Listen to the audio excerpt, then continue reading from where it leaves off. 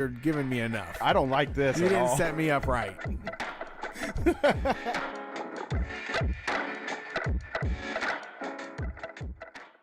Can you imagine being that sensitive? Like you. Well, that's like what that they're is the PC as hell. ultimate. Hey, you know what? This is the freest goddamn country, and it's so free that if you don't stand up, you aren't a free person. And goddamn it, boy, if you don't stand up right now, you ain't free. Because you have the freedom to do whatever you want. But I'm telling you, I have the freedom to make you feel bad for doing the freedom. Just get up and say you love it. Just get up right now, Copernic. God damn it. It's so free that you can't do it. You have to. It's free because there's only one way to be. That's why it's free. So be that. Damn you. They don't have anything to live. I mean, their kids hate them. They don't have, all their money got stolen by banksters and shit. Healthcare's running through the fucking roof. Polite about it. It's just not the polite way to have sex. That's just really one way to have sex that's polite, and it's to say, ma'am, or sir, or non-binary person, would you like to enjoy some making love with me? And then if they answer yes, then you mount that person and you move back and forth politely, and then you kind of finish it up and you say, that was great, and then you never mention it again. That's the right way to have sex, okay? And folks, and that's why we don't do any sort of sex advice or sex stuff on this show, because there's none to be given. I am wise! I want you to write the polite sex book, like the proper polite method. I just said it. Oh my God, have you heard the news? Kids are dying of kratom. That's not true. They're injecting it into their veins. I don't think that's happening. An ABC Action News exclusive. A mom says a popular herb killed her son. The most recent death happened in early June. Kratom, also known as metrogenine, was one of 4 drugs blamed for his death. This was like the devil's drug. It really is just a green powder that makes people feel better. Yeah, it's a leaf. It grows from the ground, you smash it up, you make a tea out of it, you throw it down the back of your throat, you eat some capsules, and you feel better, your mind's clear. And most people that use kratom don't have access to healthcare or prescriptions or any of that regular medicine stuff. They get it from local stores or online. Let's do an example here. You're a young person. You don't understand how all this works, so let me explain this to you. When you get hurt in your older age, let's say you're 34, you work on a roof, you fall off, and you crush your fucking heel, right? It's all shattered. The doctor 10, 15 years ago was like, that's fucked up, that really hurts. You're gonna need some opioids to kill that pain. And then the DEA says, no, you can't have those anymore. These doctors have to tighten up their prescriptions. And now you don't have any. You can't afford them. What do? You can take kratom. It has the same effects, it's less addictive, and it's more gross. So that even brings down the use. You're not gonna use it as much. Kratom kills the pain in your body. It also cures social anxiety. The government's solution to stuff like this is always prohibition, which means putting more people in jail. How big is your appetite for the war on drugs? I'm sure it's small. It's shrinking every single day. Don't let them continue it. Don't let them outlaw more stuff. Good point. Thank you. You know, you probably hear people constantly talking about this horrible thing called capitalism. I have. Yeah, you've heard that? Yes. You're like, what? How does capitalism affect me? I will tell you, it runs your entire fucking life. You've probably heard of socialism or communism. Communism! And they say, they try to control your entire life. Your whole day is taken away from you. What control do you have over your day now? Most people have to be chained to a desk for 40 hours a week, and they're not allowed to leave. When you wake up in the morning and you feel like shit and you have to wipe the sleep from your eyes and like look around and be like, why does this have to happen this early in the morning? That's a capitalism. And it controls everything, like your healthcare, your education. It all comes down to making money, but some things just don't make money. Honestly, ask yourself, how afraid are you of getting an injury and how that could possibly fuck up your life? Yeah.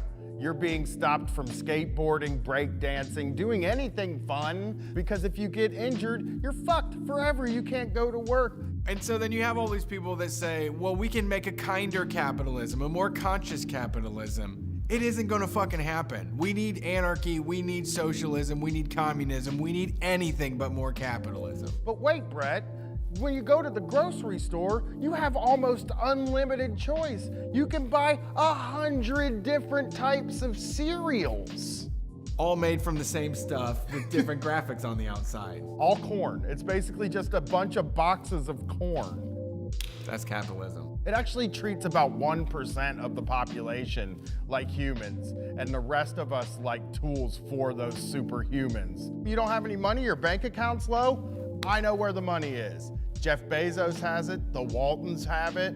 And they took it from us, right? They took it from us. We're just getting our money back. Yeah, your work made that money. You deserve that money. That's your money. The 1% has never decided to do the right thing. That's why we have to take power and just spread it out among the 100% of people that exist.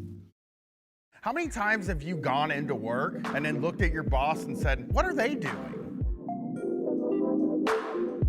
You ever think about the levels at a job, Brett? Of course, the people on the very bottom. What do? Usually clean. Yeah, and then there is the people just above them. They're the ones that do the second hardest job at the place, right? Deal with customers? Yeah, that sort of thing. And then there's another level above that, and that's the manager that's in the place. Now let's think about what comes after that, right? You might have a guy named like Glenn that comes to your office every 6 months, and you have to lay out the red carpet for Glenn. Think about what the person above Glenn does. Jerry is the person above Glenn, right? Okay. His job is basically going to lunch, right? Yeah, powerful meetings, Yeah. shaking hands real hard. We're gonna go up to the C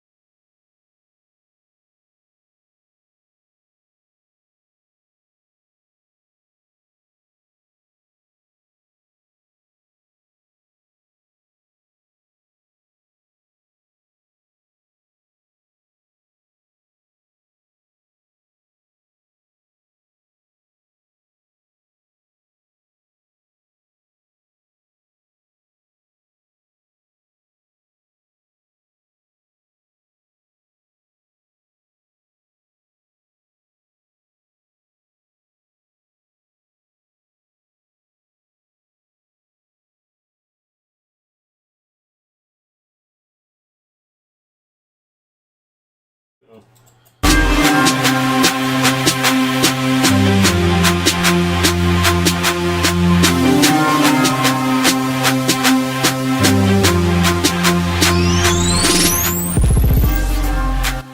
everybody, welcome to Street Fight Radio. It's that time of the week, the call-in show. You can get a hold of us by dialing 614-655-3887. It's a very rainy Sunday here in Columbus, but we're holding it together, getting ready to do this call-in show. It's the call-in sick show this week, so we want to hear your best call-in sick voices if you call in tonight, or excuses, whatever they may be, and we'll try to keep track of all of them, and we'll let the people decide who's the best. We are Street Fight Radio, the #1 anarcho-comedy radio show on any station across the nation. We do it out of Columbus, Ohio. We are on WCRS Community Radio here, and we have a lot of content that we put out over on patreon.com/streetfightradio. If you enjoy the podcast and you got a couple extra bucks, sign up at patreon.com/streetfightradio. Get the zine, get the audio, get the video. It's all available at Patreon. And if you don't have anything to spare right now, which is understandable, you got an Amazon Prime subscription, you can go to twitch.tv/streetfightradio. You get one free Prime subscription a month. It gives us like $3, and it means a lot. It also helps us get closer to that Twitch partnership status. Also, I got my Nintendo Switch to finally fucking work, so I'll be on Twitch TV a lot more. We got custom emojis over there, so twitch.tv/streetfightradio is the place to be to watch us live every single Wednesday and Sunday night. It's Street Fight. Welcome. Hey, I got Tony Hawk. I might have to get rolling on a little bit of streaming so y'all can make fun of me and how bad I am at playing Tony Hawk Pro Skater. I think it's easy to stream from the PlayStation. I think you stream from the PlayStation, right? With audio? With me talking? You can hook up a mic to the PlayStation. And cursing. Like a USB mic. Oh, I don't have one of those anymore. Oh, I might. I don't have one. But I figure it out. I can fuck around with my stuff. We can figure it out. Maybe I'll move the PlayStation up into the office so then also my family doesn't complain. Although my wife, when me and Katie first got together, I was heavy gamer. Okay. I was gamer, come home from work, game till bed, get up, game till work, game till bed. It was a real dream to date. Yeah. Actually. Just a real... predictable. You knew where to find you. Yeah. It's either wrestling or gaming. And when we first moved in together, Tony Hawk Pro Skater came out, and she would just sit on the couch next to me, and we'd bullshit, and I'd play the game, and she knows every song from that game, and she was very excited to hear "You Got Me Running in a Cyclone." She's singing it like crazy as soon as it came on. She was like, "Oh, I missed." So for her, it's like going back. The best soundtrack. It's like the most nostalgic soundtrack. Yeah, as me and her were falling in love with each other. Yeah. Which I don't know how she fell in love with me, because again, I was really just playing video games all the time. Falling in love listening to Police Truck by Dead Kennedys. Yeah. Or Blue Flowers by Dr. Octagon. Yeah. Or Sorrow by Bad Religion. Oh, yes. Oh, man, I forgot about that one. And there will be sorrow. And there will be. It's what a game, though. It's really one of the greatest I've ever made, really. I think it is maybe the greatest. That and Mike Tyson's Punch-Out are the only two games I've played where I could pick it back up and play it. Right. Like, it was just like, I did the tutorial. Well, all I did was a tutorial because it was installing. I hate video games now. But I downloaded this game. It took a half hour to get it. And then it was like, you can play. But it said you could only play the tutorial for the next 45 minutes. Oh. So I was like, okay. And I played for a while. And then I was like, I'm ready to play the game. And it wouldn't let me play. So tomorrow, if I have time, I can really play.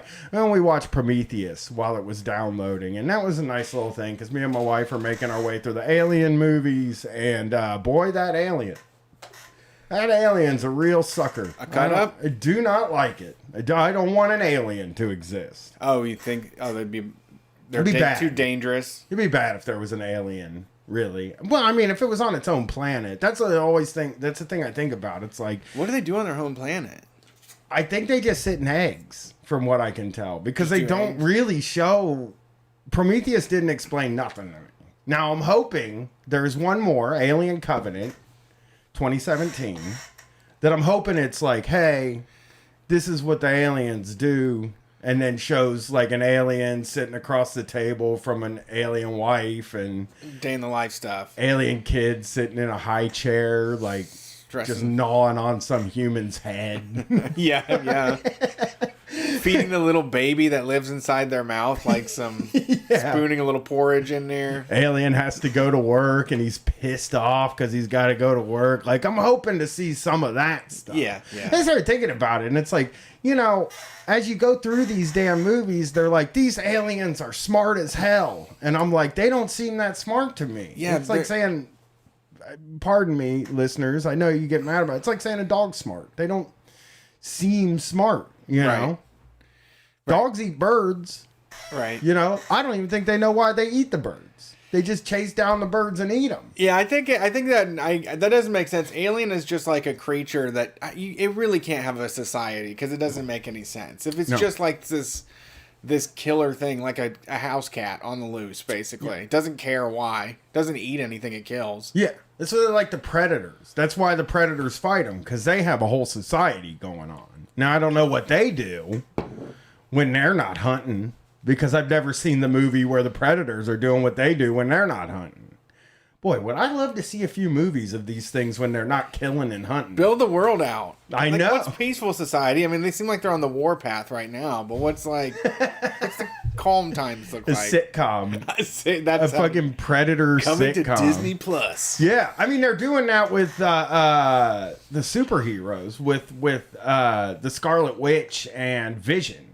Oh, they're doing right. a sitcom out of those two. Right. But those two, I couldn't care less about those two characters. I've seen all the movies, but they're just two characters where I'm like, okay, you do what you got to do. Yeah. Now, if you were going to show... Those are kind of fan favorites, I think.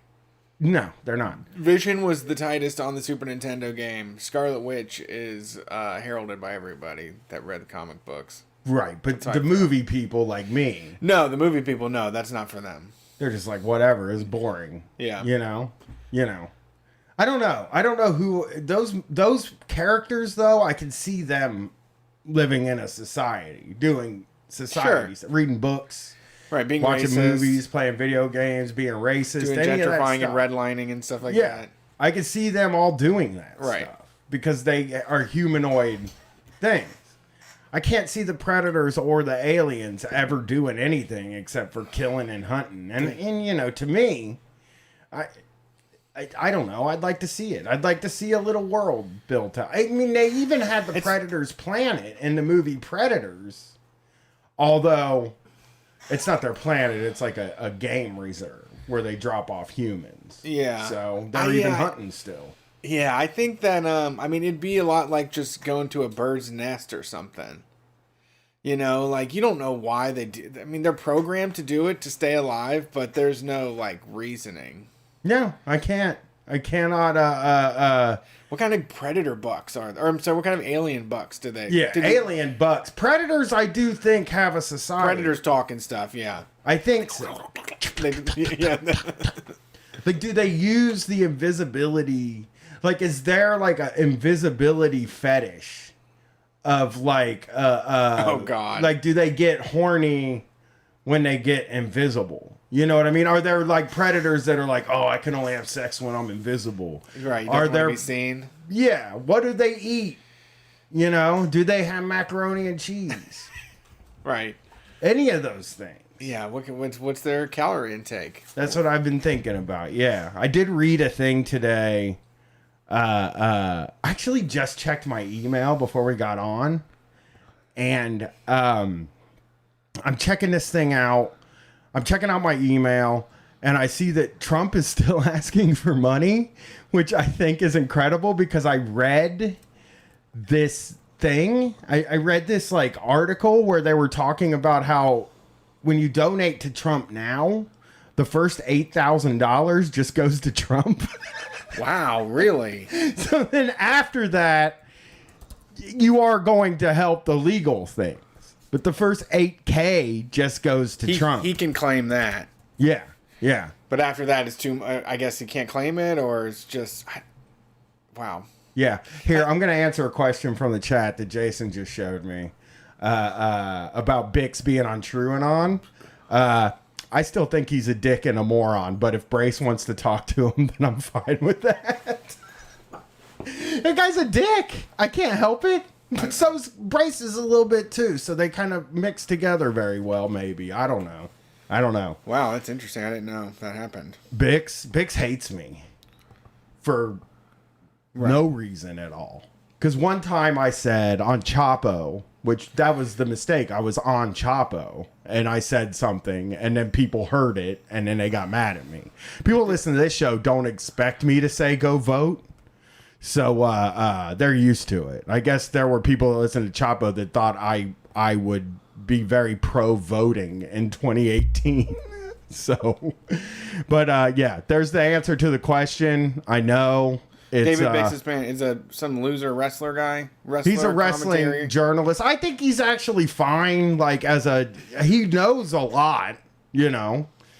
But he got mad at me one time because I said I understand why working class people don't vote, and he canceled his Chapo subscription, which was very weird because it's like, well, but I'm not going to be on there tomorrow. You know, next week I'm gone.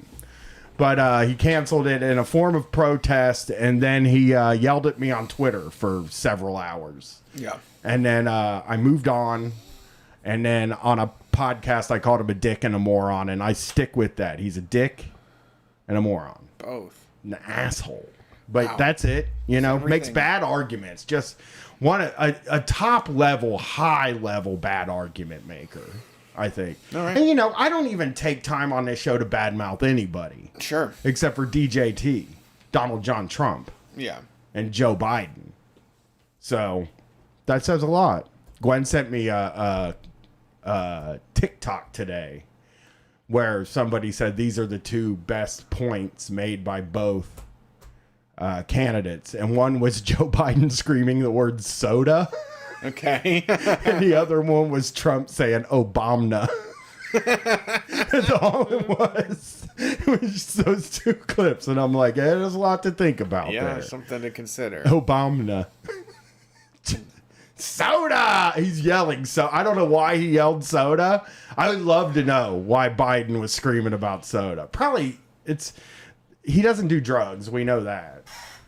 So soda's probably like, Let's get a pop is like as exciting as anything can possibly be. Yeah, you especially know? in your 70s too. Yeah. Oh, people in their 70s love that shit. So we're calling in sick tonight. Me and Brett have called in sick already, but I thought I would do another one. Wow. Just to make sure that people know what we're getting at. And hopefully we'll get a few calls where people are calling in sick because we do want to hand out prizes. Oh, can I throw out one more thing? I don't even know if he'll hear this, but I want to congratulate John and Becca. John Cullen, my co-host on the POD cast. I want to congratulate him. He is getting married. He proposed. Yeah. And she accepted it. I'm very happy for him. Congratulations, John. Congrats, John. Yeah. He would say something like really self-deprecating and like kind of dark right here, but he's not here to do it. So well, that's great. We're gonna move on. Something acerbic, I think, or sarcastic. That's what he would do. But I was really happy to hear that because we met them. We hung out with John and Becca. Yeah. At a period, and they were really cool people, and it's good. It's good that people are still finding love in these trying times of 2020. So inspirational. Right? Yeah. I do read about people dating, and I'm like, I don't know how it works. I don't know. If I just think a lot about this, and if I lived alone, don't know what I'd be doing. But it's not like living with people's like this really great thing either, because they're a pain in the ass. Yeah, they're in the way of everything you want to do. Well, the difference between me and you, obviously, is that my kid locks herself in a room all the time. Yeah. And just sits in there. So basically, what I have with the kid is, boy, I wish she'd want to hang out with me because I don't have anything to do. But yeah, a lot of us have, I think there's like, it's hard. The lockdown is hard both ways. But me and you were talking about this the other night when we went to pick up our dinner. And it's like, the people that go out to clubs and bars right now are wildly irresponsible. But also, like, a lot of them probably do live alone.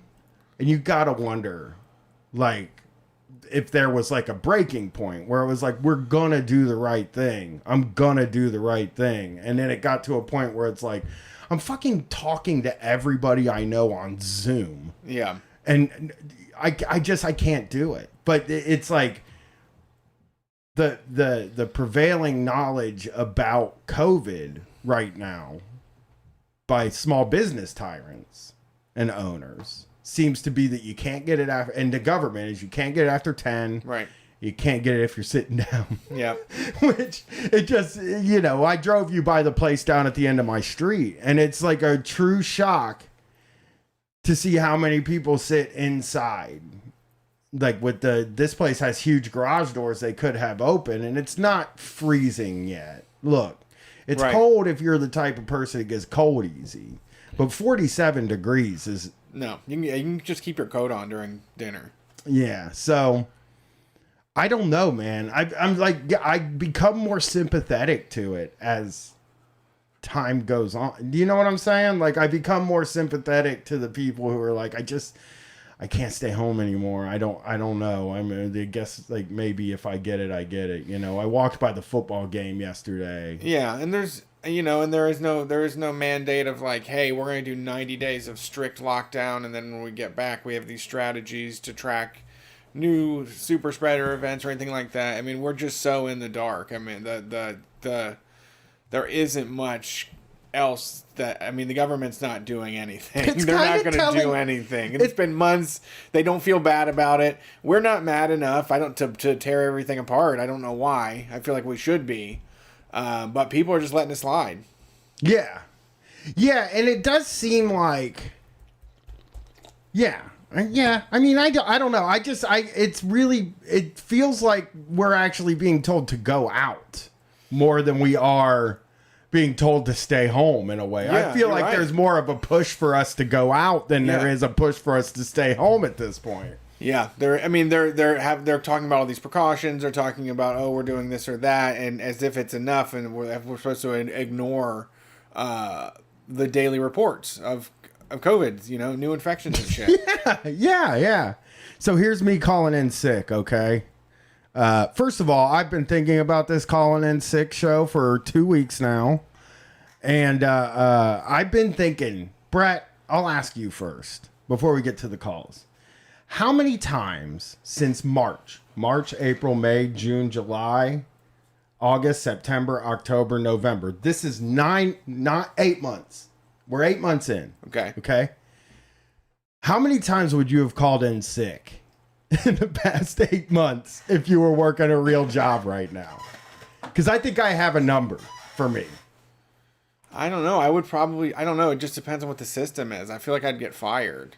I don't think so. I think that if I was working a real job now, I would have called off at least 7 times. 7 Once a month? Yeah, because you know what I would do?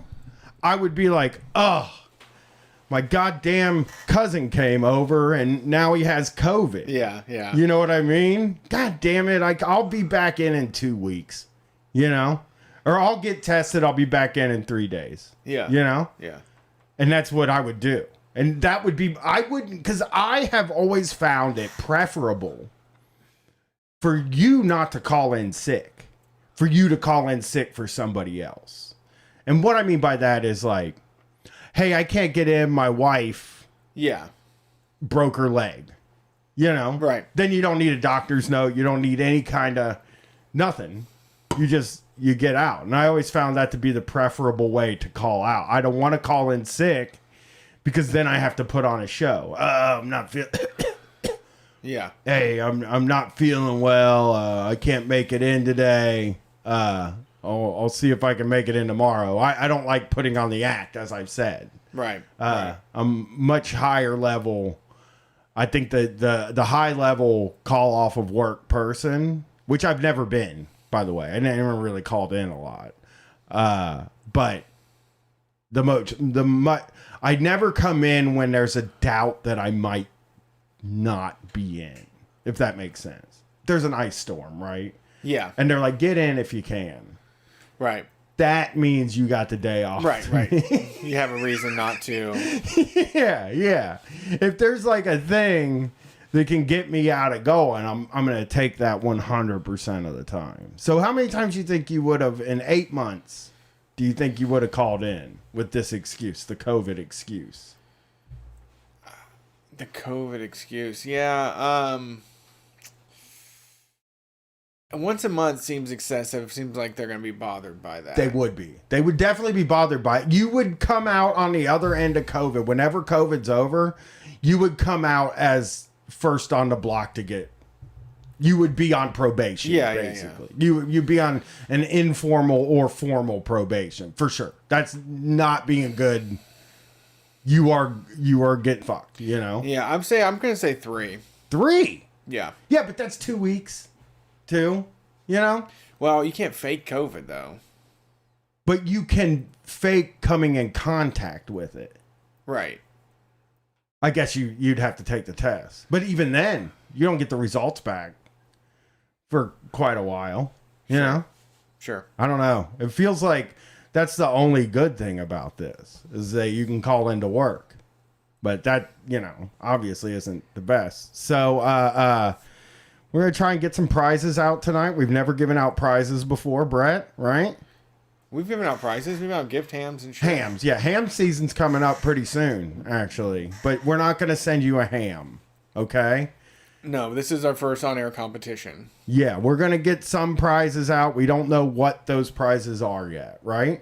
Probably some shirts. Yeah, shirts we can do we can do shirts for sure. But no one wants to win a fucking free shirt. What if $25? Okay. For a few people. We'd do $25. Let's do minimum wage for 8-hour workday. What's that, like $40, $45? What's minimum wage in Ohio? We're not doing your fucking crazy big city minimum wages. $7.75. $7.75 times 8. Oh.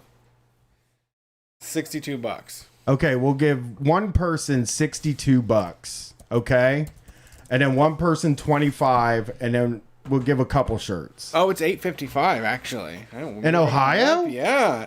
As of 2019. Oh, so maybe more than $62. Who knows? Yeah. I would have liked to have done $62 though. I just hope the number doesn't come out even. $68.40. $68. We're gonna give $68.40. We can't do 68 because that would be underpaying, like for labor laws. That would not be paying. So we can do 69. No, $68.40. Okay. Yeah.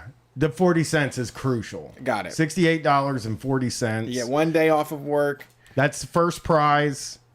And then second's 25. And then 2 shirts, maybe. Yeah. We don't even know if we're going to get any calls yet. We'll see. And chat, you're going to have to help us. Okay? Are we going to try to decide the winner tonight? Maybe we decide tomorrow. Or maybe we let people know the winner when we come back. I want to run a poll tomorrow, yeah. Okay. Or this week maybe, and then next Sunday we can... Next Sunday we'll announce the winner. Okay, that's what we're going to do. Let's get a Google Doc up so we don't forget anything. I got it. You got it? You're handling that? Yeah, it's already open. All right. Let's take some calls. Let's see if some people want to win, $68.40. Yeah, it's all on the table, man. $68.40. Can get you a couple Christmas gifts with that. Yeah. I mean, I ask oh God, when you hear about my Christmas list, it's just, we'll get some callers in. Maybe I asked for a cool knife, and I don't think I'm going to get it, but I keep telling Brett and Katie both, they're like, what kind of knife? And I'm like, it's like a move I do with my thumb of, Yeah. and it opens up fast though, greased up. You know what I mean? Greased up. Okay. I'm gonna stab somebody. Okay. That sounds fun. I'm gonna learn that game with your hand. Oh, that's fun. really what I want a knife for. Sure. That's a good reason to get one. I think so. Yeah, it passes the time. It's like a fidget spinner or something. Hey, we're gonna be locked in our houses for how long? You know? Yeah. Oh yeah, that's a lot of time. I fucking come out though, and like, yeah, that's a party trick. Yep. Like nobody's seen before. Who's that lonely guy at the bar not talking to anybody, stabbing a knife between his fingers? How fucking cool is that dude? Yeah, party trick guy. Yeah. Well, I think that's a good plan. I think it's a wonderful plan. You ready to take some calls? Yep. I'm looking for my weed. Sorry. The call queue is full. Someone asked. The people are really. Oh, now they want the $68.40. $68.40 and a street fight tee. Or. And. Yeah. They don't cost shit. I mean, they do cost shit, but. Yeah, we have plenty of free t-shirts. Or. Thanks for calling Street Fight. Who are we talking to tonight? Hey guys. Uh-oh. It's Jonathan from Louisville, no. Kentucky. I'm not. I was up in. last night. There's kind of a stomach bug going around my family, so I think I caught it. I'm really not feeling well, so I'm not going to be able to make it in today. So I'm just going to get back to bed, and maybe if I'm feeling better, I'll check in later. So I'm sorry, and hopefully I'll be back in a day or two. All right. Hope you understand. Are you sure? Can you bring in a doctor's note? Well, like I said,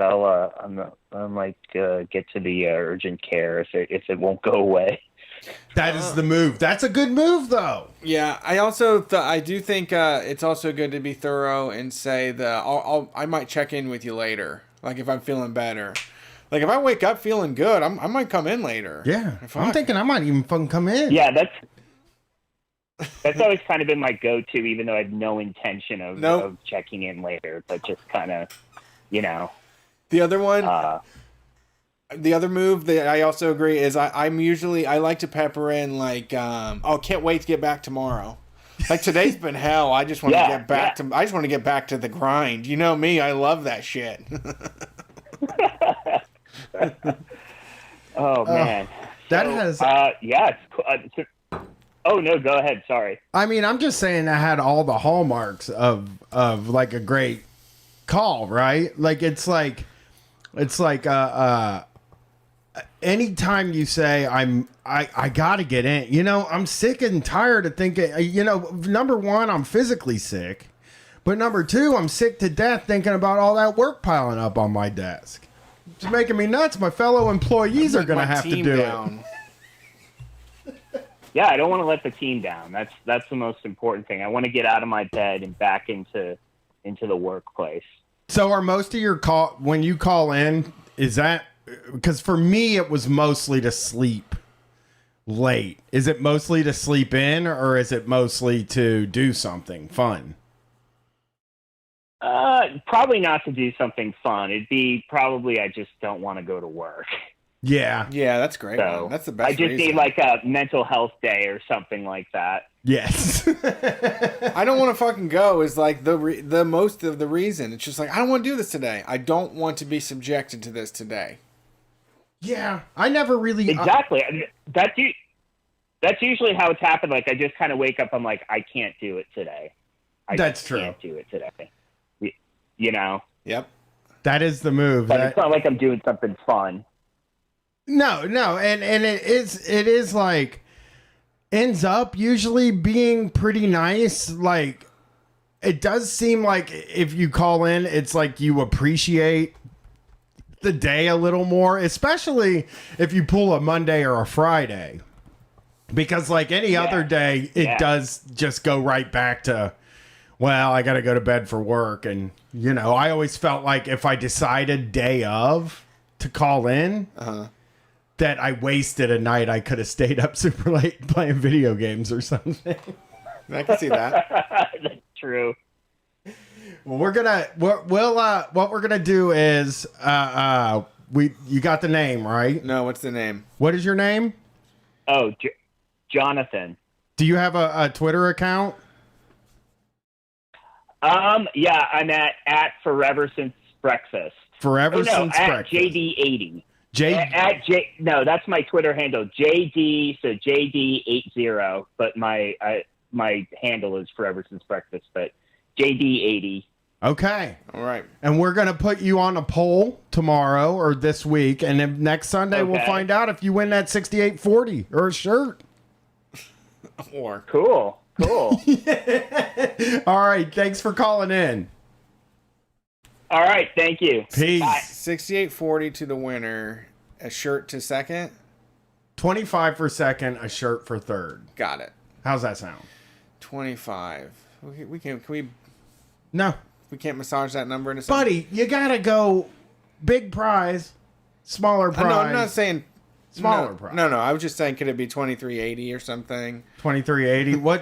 Hold on. You'll get paid Half of a half day. 6840 and half. No, you get paid what minimum wage was when I was working. When I started working. Okay. So 8 times 4, 25, $34. Okay. That's I started working. It was 425. Yeah, and that's half of 68. So. Oh yeah, $34. All right, 34. So it's 68.40 and 34.20 and a shirt. 34.20. 34.20 and a shirt. Sounds okay. Good. Yep. All right. Let's go. Number 2. Thanks for calling Street Fight. Right. Hey, is this Brett and Brian? Yeah, this is us. Hey, this is Labor Lifts. I'm really sorry. I've just been feeling awful all morning. I think I got to call in sick today. Oh, really? Really? You're feeling bad? Yeah, I think I just got this headache. Every time I stand up, I just get real dizzy. Oh, yeah. That sounds bad. It does sound bad. We'd hate for you to bring it into the office here. Yeah, we had a bunch of extra overtime we were going to force you to work today. I'd hate to see you miss out on it. I'm going to see if I can get a ride to like the Minute Clinic or something. Oh. I'll let you know how I'm doing later on today. Okay, All right. Labor Lifts. All right. I'm going to see if I can get a ride. That's a good one. That's good. That means you're not going to make it to the Minute Clinic, right? But also, you can't even drive. You're so sick you can't drive. That's true. That is Yeah, smart. if I stand up, I get dizzy. You don't want me in a fucking car. I can't drive a car right now. Because you know what I was going to say to you for real? I was going to say, well, you don't have to stand up at work today. We'll get you a job sitting down. Yeah, that happens a lot. Honestly, I'd take that. I can kind of dick around on the computer or whatever, but I'd probably go in and act real sick for a couple hours and they'd send me home, I think. That's true. I've never liked that. That is below. That's a very low.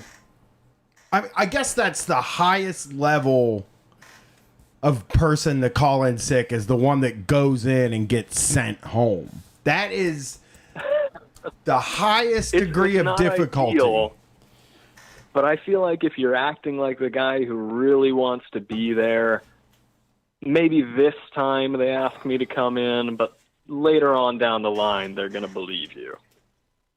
If you can pull that off. I think so. I think it's a good strategy. That makes me nervous. I'm just not I'm not a good actor. Yeah, it's tough to do. And then I also do that thing where it's like, I don't want them to think I'm acting, so I won't act. And then it's like, well, now you're not acting. You know, you don't look sick. I once had food poisoning and finished the fucking day out. I was throwing up outside of my van every time. Because, you know, when you work a job like that, where you're not in front of your boss, they just want you to get the goddamn jobs done. Yeah. You know? They don't care how ugly it looks. They don't see you. Yeah. They don't care. So you pull up, you fucking throw up, you stop at McDonald's and use the bathroom. You just, you fucking I powered through the day, and I was so mad about it. Like, at the end of the day, where it was just like, they should have sent me home. When in reality, I should have just gone home. You know? Yeah. But labor lifts, we're going to put you on the sheet. And we're going to get this poll. We're going to see if we can get $68.40 to you or $27.40. $34.20. $34.20 or a shirt, okay? All right, I'm looking forward to hearing the competition. Oh, and I wanted to give you guys some good news. What's up? What's the good news? I took a big step this last week, and I started in a course to get my personal trainer's certification. Ooh, okay, yeah. Oh, personal trainer. I was going to say, there's a difference between that and physical therapy, which I would think would be... Personal trainer seems like better than physical therapy in a way. You know what I'm saying? Physical therapist is a bit more involved education-wise. Also, it's just, I know when I was in physical therapy, I complained about the pain more than ever anybody could ever complain. You know, I assume there's more complaining when it comes to physical therapy than there is personal trainer. I think. You're probably going to get people calling in sick to you, labor might lifts. be. I think the job on both is trying to kind of push people, so it's always going to be a little uncomfortable. Yeah, that's true. That's true. I would probably be... I've always wanted a personal trainer. Like, I've always wanted to hire somebody to show me what to do, you know? Yeah. But it's expensive. And number two, it's like, would I really stick? I want a personal trainer and a dietitian to develop a lifestyle for me. Okay. That is what I'm looking for. A personal trainer and a dietitian, and they will develop my lifestyle for me. And then I don't have to worry about it anymore. Okay. You know? I don't know how to do this stuff. Yes. I had 3 types of bread for dinner. If you want somebody to draw up a plan, just hit me up. I will. But thanks for calling, Labor Lifts. Good luck on the personal trainer thing. Thanks. I'll let you guys know how it's going. Should take, at this pace, I don't know, another month and a half or so. Sweet. Have a good night. It's good to hear from you. All right. You guys take it easy. Yeah, I did have 3 kinds of bread for dinner tonight. Wow. Well, I had pasta, which is a kind of bread. That's kind of bread. And then a bread that I made today. Yum. And then croutons on a salad. Bread 3 ways, as a chef would call it. Yeah. A flight of breads. I just love breads. We have a close friend that doesn't like bread. And I always look at him like, Are you serious you don't like bread? Yeah, I don't know who this is. Yeah, you do. You hang out with them a lot more than I do. Oh, no. Lives in the same neighborhood. Okay. I didn't know this. Doesn't like bread. Does like I don't really need bread. And I'm like, what? Yeah, I like bread every day, every meal, all the time. I like bread in between meals. My wife was like, you want to bring the rest of this bread over so Brett and Erica can try it? And I was like, they'll get some on Thanksgiving. Yeah. That's my bread. Right. I made this bread. We did the work, yeah. For me, man. It's not work, though. Again, Dutch oven, no knead bread is probably the best bread you can get. Really? I've never made a better loaf. Wow. I don't think I've ever made a better loaf than this. It's crusty. It's perfection. And it took 6 minutes of setup. And then 3 hours of proofing. And then cooked for 40 minutes. It really was no skin off my back. I can make this every day.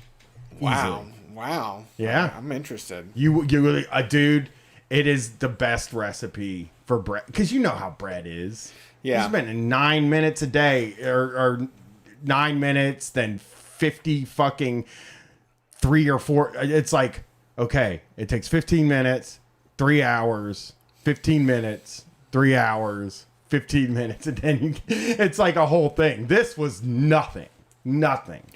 Yeah, bread is also, whenever what comes out is always like, yeah, I don't know. It's not always the best. It's hard to nail it. Yeah, I mean, you just have to make it a lot, you know. Yeah. I think like it's really, it's kind of like Tony Hawk Pro Skater. Like I went through a point in my life where I was making a ton of bread, and now I'm pretty confident in my ability to make bread and break bread with other folks. Yep. Of different Open a loaf. Yeah, lifestyles and whatnot. You know, I'll break bread with anybody except for a Nazi. Smart. All right, you ready? What's up? Next call? Let's do it. Where'd it go? Here we go. Thanks for calling Street Fight. Who we talking to tonight?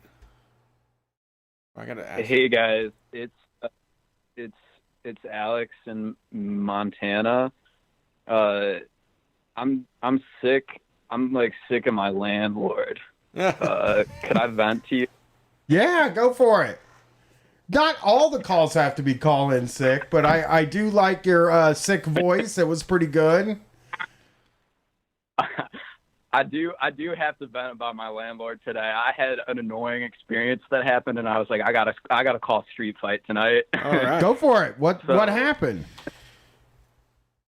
So this morning, my roommate and I, we decided like we're gonna go play outside and like go to some hot springs up in the mountains and everything. And before we took off, she was like, "Hey, can you like start the car up because it's pretty cold in West Montana?" And I go and do that, and she's driving, so I like get the car started and like it's heating up and everything. And then I'm like thinking, oh, should I grab my keys for this? Like, I don't want to lose them in the woods. Like, I don't really need to bring like, you know, my car keys, which has my house key on it. And, you know, we get ready, we're starting to leave, and she like closes the door, and I'm like, yo, I don't have a key. Do you have a key on your set of keys for the car? And lo and behold, they were the spare keys without the house key. So we had to pay $50 to get back into our apartment and stuff. Did they have not cool? Did locksmith or did the landlord come out and help you in? So I called the maintenance line, and they called a person, and I was thinking about trying to like, you know, be like, hey man, like I don't really want to pay like this $50, like, and kind of be like, I don't know if I'm gonna eat, like I need this $50, which I think I will be fine and will be able to eat, but I wanted to see if I could tug out at some heartstrings. And the kind of person that rolls up, this person rolls up in a giant red truck. He's got like a piece of plywood in the back. He gets out and he has like those Oakley shades that are like multicolored and you can't see the person's eyes. And I'm like, there's no way in hell I'm convinced of this dude. It was, he'd tell you like eggs are $1, you know, you get 6 eggs for $1. Yeah.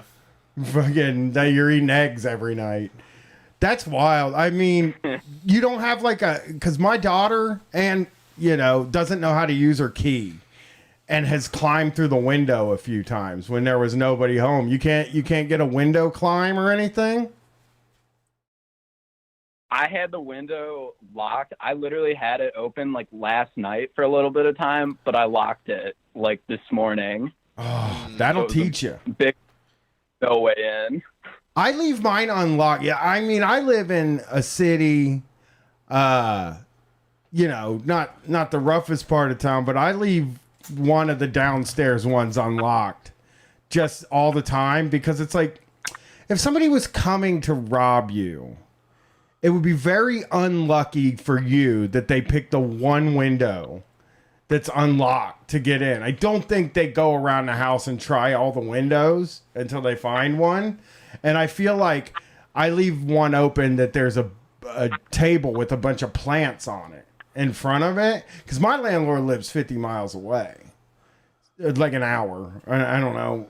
It lives like an hour away. And like they would never come out and let me in. I would call them and they'd be like, well, a locksmith's going to cost you like $100. So can you climb in a window or something like I'm doing to you? Yeah.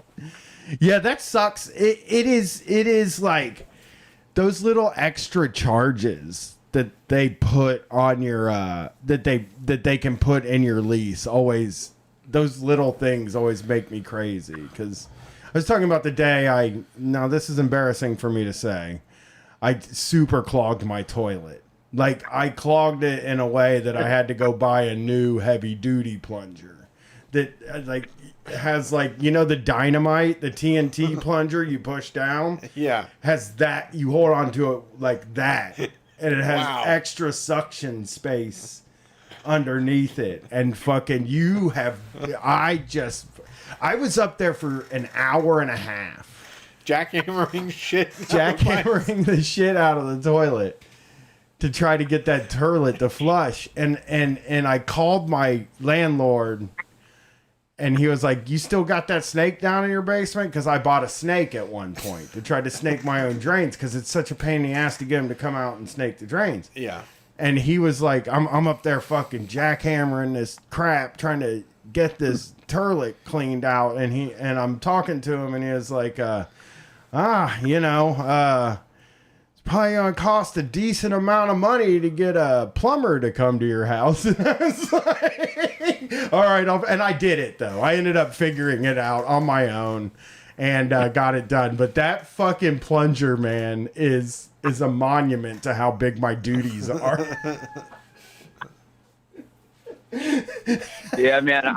I think like moving forward, so I don't get any of those charges and I don't get into like predicaments and stuff. Like I'm lucky where the key that I have to the house, it doesn't have one of those things that like is like do not replicate on it. So like in theory, I could replicate it and then just hide like a spare one somewhere on the premises. Yeah, so, I would make 10 of them. Like I won't get in trouble again. I would make 10 keys because what's it cost to make a key? Like $2 or something like that. Yeah, it's not much. It's not that much to make a key. They have a little machine at the grocery store in my neighborhood that you can just stick the key in and it'll cut you a key. And there's been times where I've been very tempted because we only have two house keys, but we don't lock the doors very often. Right. Don't break into my house, please, burglars. And but we don't lock the doors until we go to bed. So it doesn't matter. Right. I don't need a key. If I ever walked up to my house and the door was locked, I'd be furious. What the fuck is going on? Why are the fucking doors locked?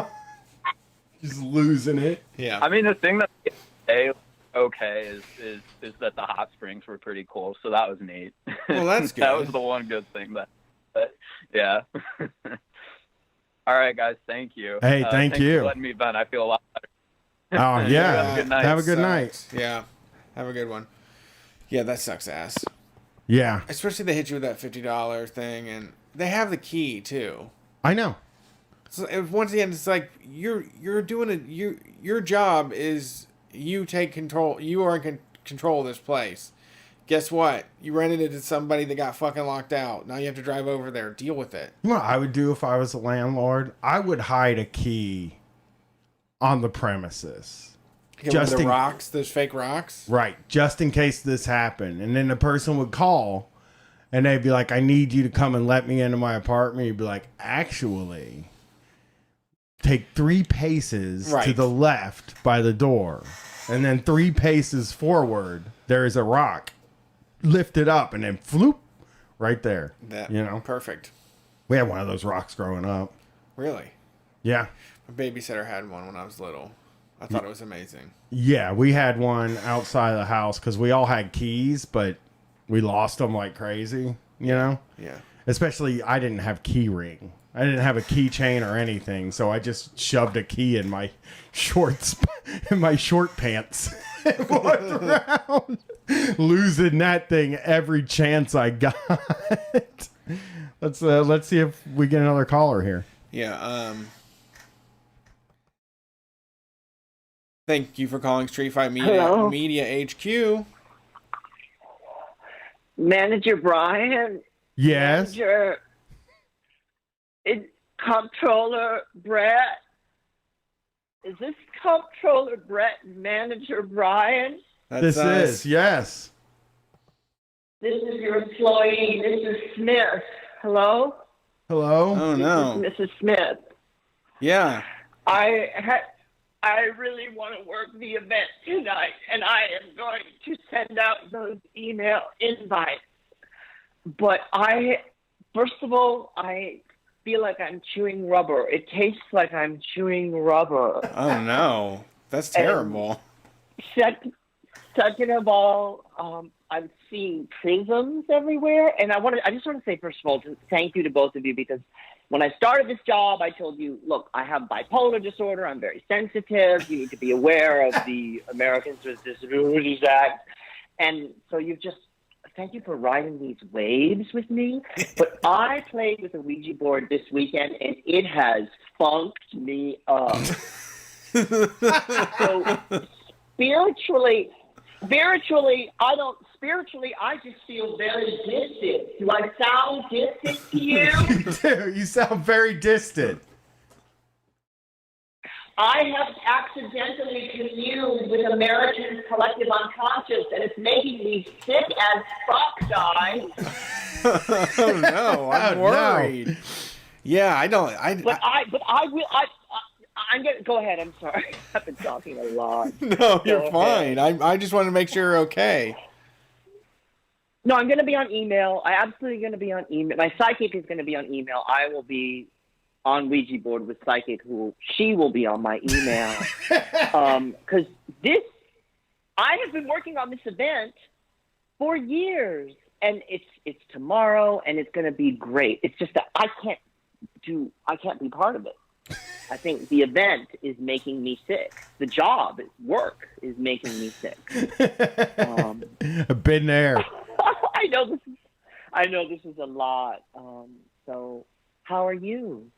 Well, we're gonna, we're in a kind of a pinch now, that you can't make it in, but I mean, you have an airtight. You can't always get what you want. The Rolling Stones said you can't always get what you want.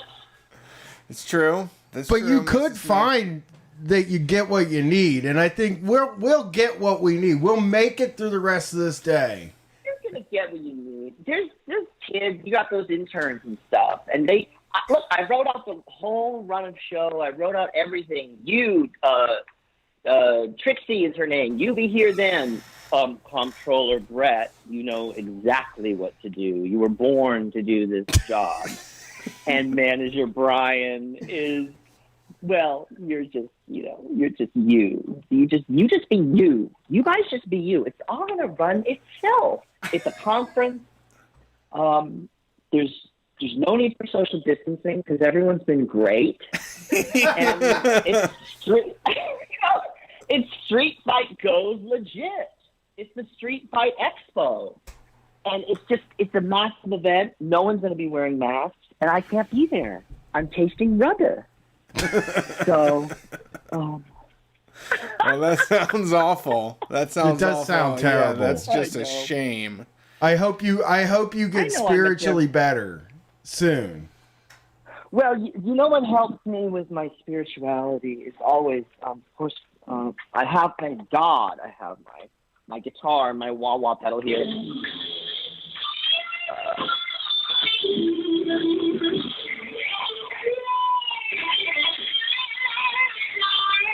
I'm a sick lady in America.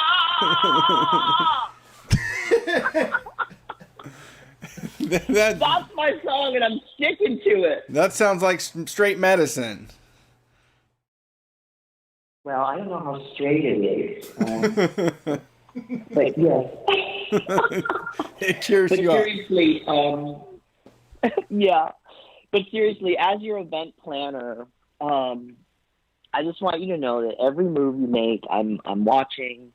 This job has been so helpful to me. The fact that you've got me on that Prop 22 kind of free balling employment setup, it just means I'm free. I'm freer just to sort of fall. I'm free falling through the neoliberal hellscape, and I can kind of grab little coins and jewels on my way down. Medicaid! I can grab these little things as I careen downward. And the $158 a week I'm making in unemployment insurance is a kind of, it's not a safety net. It's like a used yoga mat at the bottom of a well.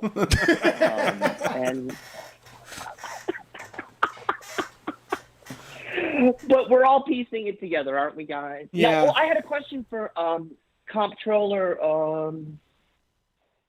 You were on Chapo Trap House. I was. Brian was. Well, both of us have been on. Yeah. Brian was. Manager Brian. Comptroller Brian, Manager Brett. Okay, I got you flipped. Okay. Okay. So, Comptroller Brian was on Chapo. Were you paid for your labor? Well, they've paid me an exposure. I've done very well for myself with my. Old shit. That old shit. Oh, I know that shit. Meanwhile, they're raking in $168,000 a minute. Well, I mean, we're raking in money because of our time with them. So I feel it's an even trade with Check them. your Patreon. I have. Okay, that's good. I understand. You can't shoot the you can't. It's like it's like being the Beatles and walking up to the head of EMI and shooting him in the face. It's the leftist version of that, basically.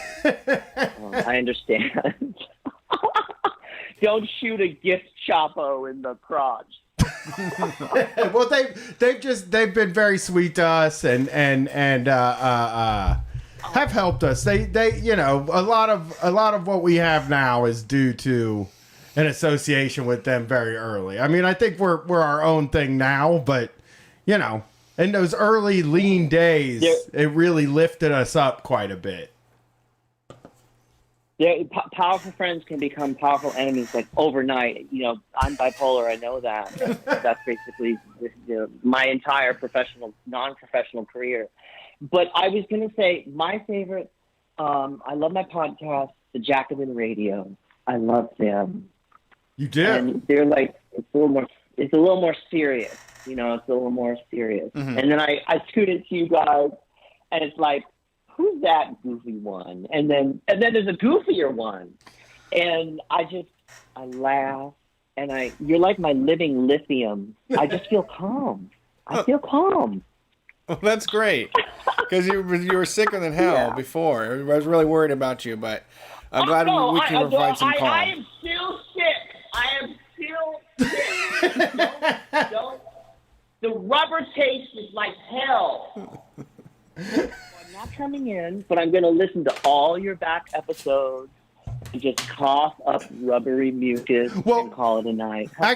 Actually, yes, but we would prefer it if you would just listen to our back episodes from about 2016 on. Oh, how long have you been doing this? 2011 was next year is our 10-year anniversary. Oh my goodness! Now I don't know. It must have been Chapo Trap. I don't know how I found out about you, but I absolutely adore it. I'm the socialist socialite here on the Upper East Side, trying to start El Comune, Capitan, and I've turned on the ruling class. They don't care at all. I was on the National Arts Club panel the other day. I tried to get everyone to chant cancel rent, and they just no, they would not. Yeah, I have found not receptive. But I tried. Yeah, I found that when I turned on the ruling class, they didn't care either. They were like, they can't believe that, or they don't know. They just don't care, actually. So, I mean, one day we'll make them care. Right, with the tip of a spear. But let me ask you this. This came up earlier. Where are the protests? People are being evicted. People are, I have friends who've left town to go live in someone's spare room because they can't afford the rent. The unemployment's running out. And I think that the American identity is so allergic to the idea of class and class position And economics instantly becomes shame. I did something wrong. I don't have enough money. It's my fault. Right. And how do we break through? Because in New York City, there were all these protests for a very worthy cause, the police brutality issue. And I thought, let's keep them coming. What about the cancel rent? I go to the cancel rent demonstration.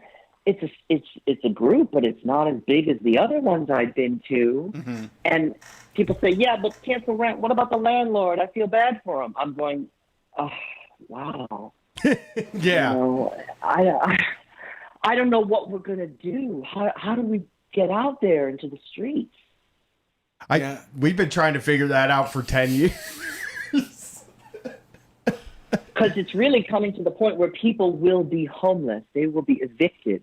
They are selling their possessions. Yeah. You know, they are making resort to OnlyFans, you know, and look, if you wish to do that, I empower you to do that. Right. But if you don't want to do that, if you don't want to sell a guitar, you know, so I don't know. It's like the other day there was a demonstration to defend someone, a terrible landlord who owned a yoga studio as well, one of these Brooklyn pseudo-liberal types, phony types, like the No Evil Foods people. I'm on their page constantly, harassing them, haranguing them. I'm a siren scream of torment. Right. And there were people defending the building, and I thought, why is this crowd so small? Where are all the allies? Yeah. Yeah, there needs to be Whole Foods types. I think we need to. They were out there in the streets before. That's true. I think it's about speaking You know, me and Brett have always been under the impression that if we all were very frank about our financial situations, if we didn't lie when we're broke and just say like, "Oh, I'm not coming out tonight. I can't. I'm just not going to come out tonight," or if we go out and spend money we don't have because we don't want people to know we don't have money. It's like, for me, it's the best way to get people to think about class is to let them know that they're not alone in the working class or even, you know, I mean, so many people that are barely scraping by think they're middle class. And that is like a real problem. It's like I want to show people where we all fit in the grand scheme of things. Cause I didn't know where I was until a few years ago, and I'm broke, but I podcast for a living. So I don't mind being broke cause I don't have to do a real job. Well, I'm a guitar influencer. I'm a performer. I've always been a performer, and so all my performances were canceled, and that's why I qualified for the unemployment. And I'll tell you, when it was $600 a week on top of that, I was like, "You're in the money!" I was throwing the money. I was on the bed. I was rolling around on the coins, buying ring lights and video cameras. It was a stimulus. I felt stimulated, and but now it's gone. And all right, fine, coming out of the closet, coming out. I'm the one who sold the guitar. I sold a beautiful kitty cat guitar. It had a picture of my cat Carlisle on it, who's been missing for 2.5 years last Tuesday. And I sold it to a fan for many thousands of dollars. And so I'm grateful for that. It keeps me in my little apartment, my little Brooklyn studio place, for a few months longer. But I just wrote a desperate email to Governor Cuomo. You know, please help, stop, must need money by so-and-so. Because I can't go out and work. I can't perform. And I think a lot of people are in this. What I have to say, what kills me most of all are the parents. Parents who are working full-time and being homeschool teachers to their children. They deserve $2,000 a month each. They are acting as teachers in a public school system. It is labor, even if they're just trying to keep that kid in the chair to learn their arithmetic. Those parents should be paid.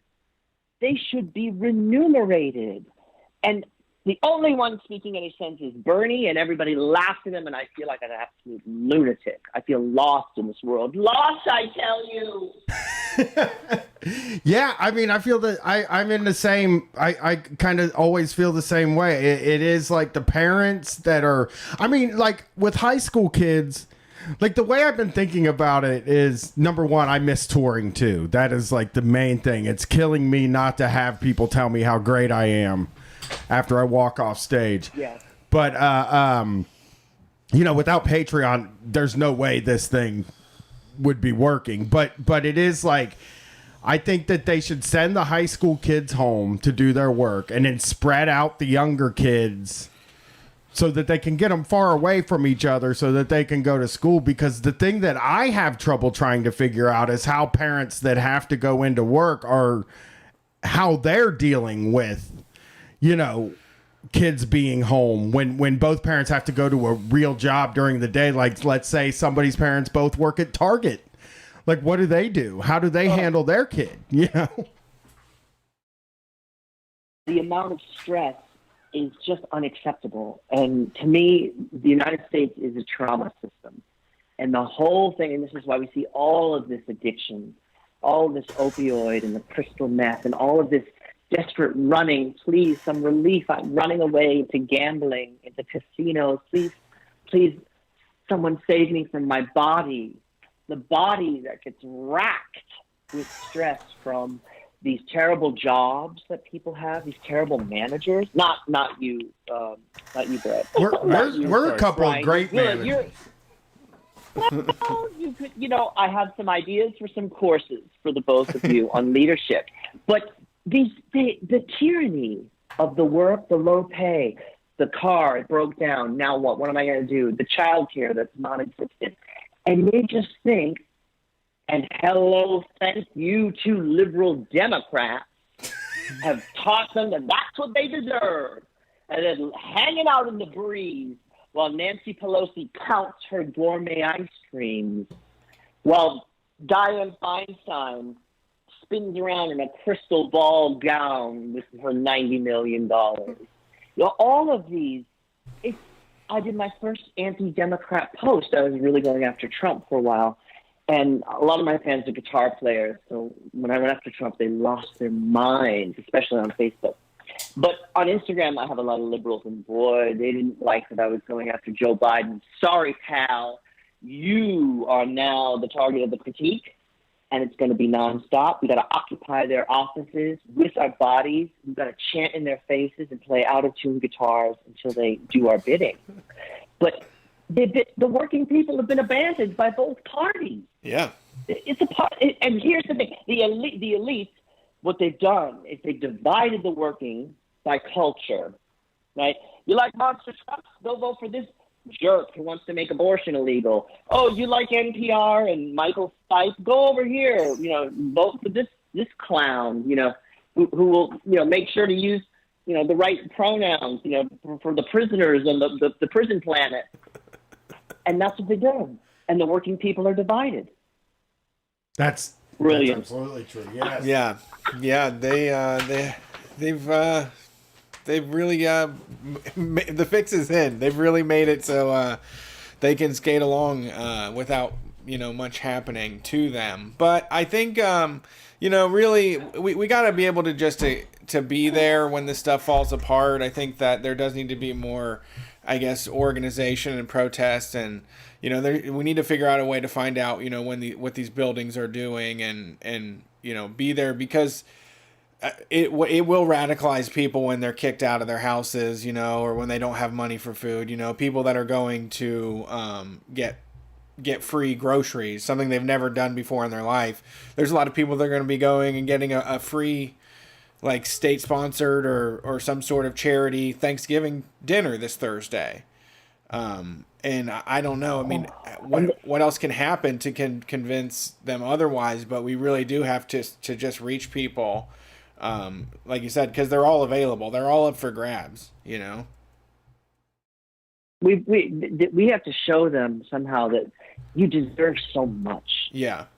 You deserve meaningful work and rest. I remember, I'm much older than all of you, but, father would come home at 6 o'clock. There was no email checking all the time. There was none of this always on work. Mom, get off the laptop, pay attention to me. That was not how it was. Right. Work was done, and then it was time for family, for a meal together. People deserve rest, and they deserve education and all this stuff. Now, do you do the DSA, or you do are you like, Maoist International? Are you involved in organizing? I'm not too involved in organizing, to be honest. I mostly just assist with Planned Parenthood escorting from time to time and chipping in with Food Not Bombs.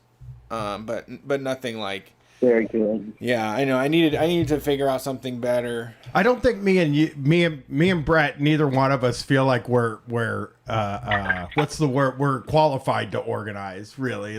We feel like soldiers in a way, I think, where it's you'll show up to do some of the work and to pitch in, but being the person that sets the thing up honestly, to me, it sounds scary. We do have a platform though, so we do try to use this to get people involved and to help organizers organize.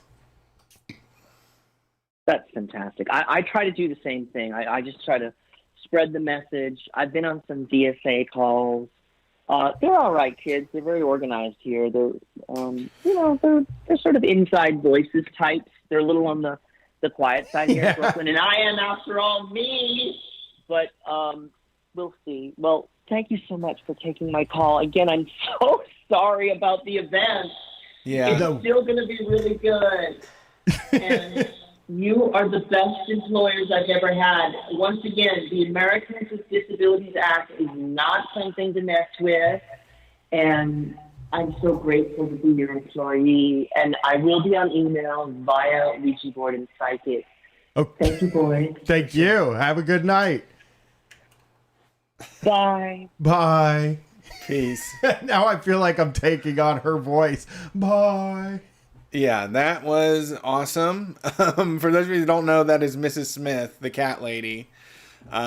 Beat, was it Kirk Hammett or who beat Kirk Hammett from Metallica in a guitar battle. Yeah, a guitar battle. So yeah, there's a good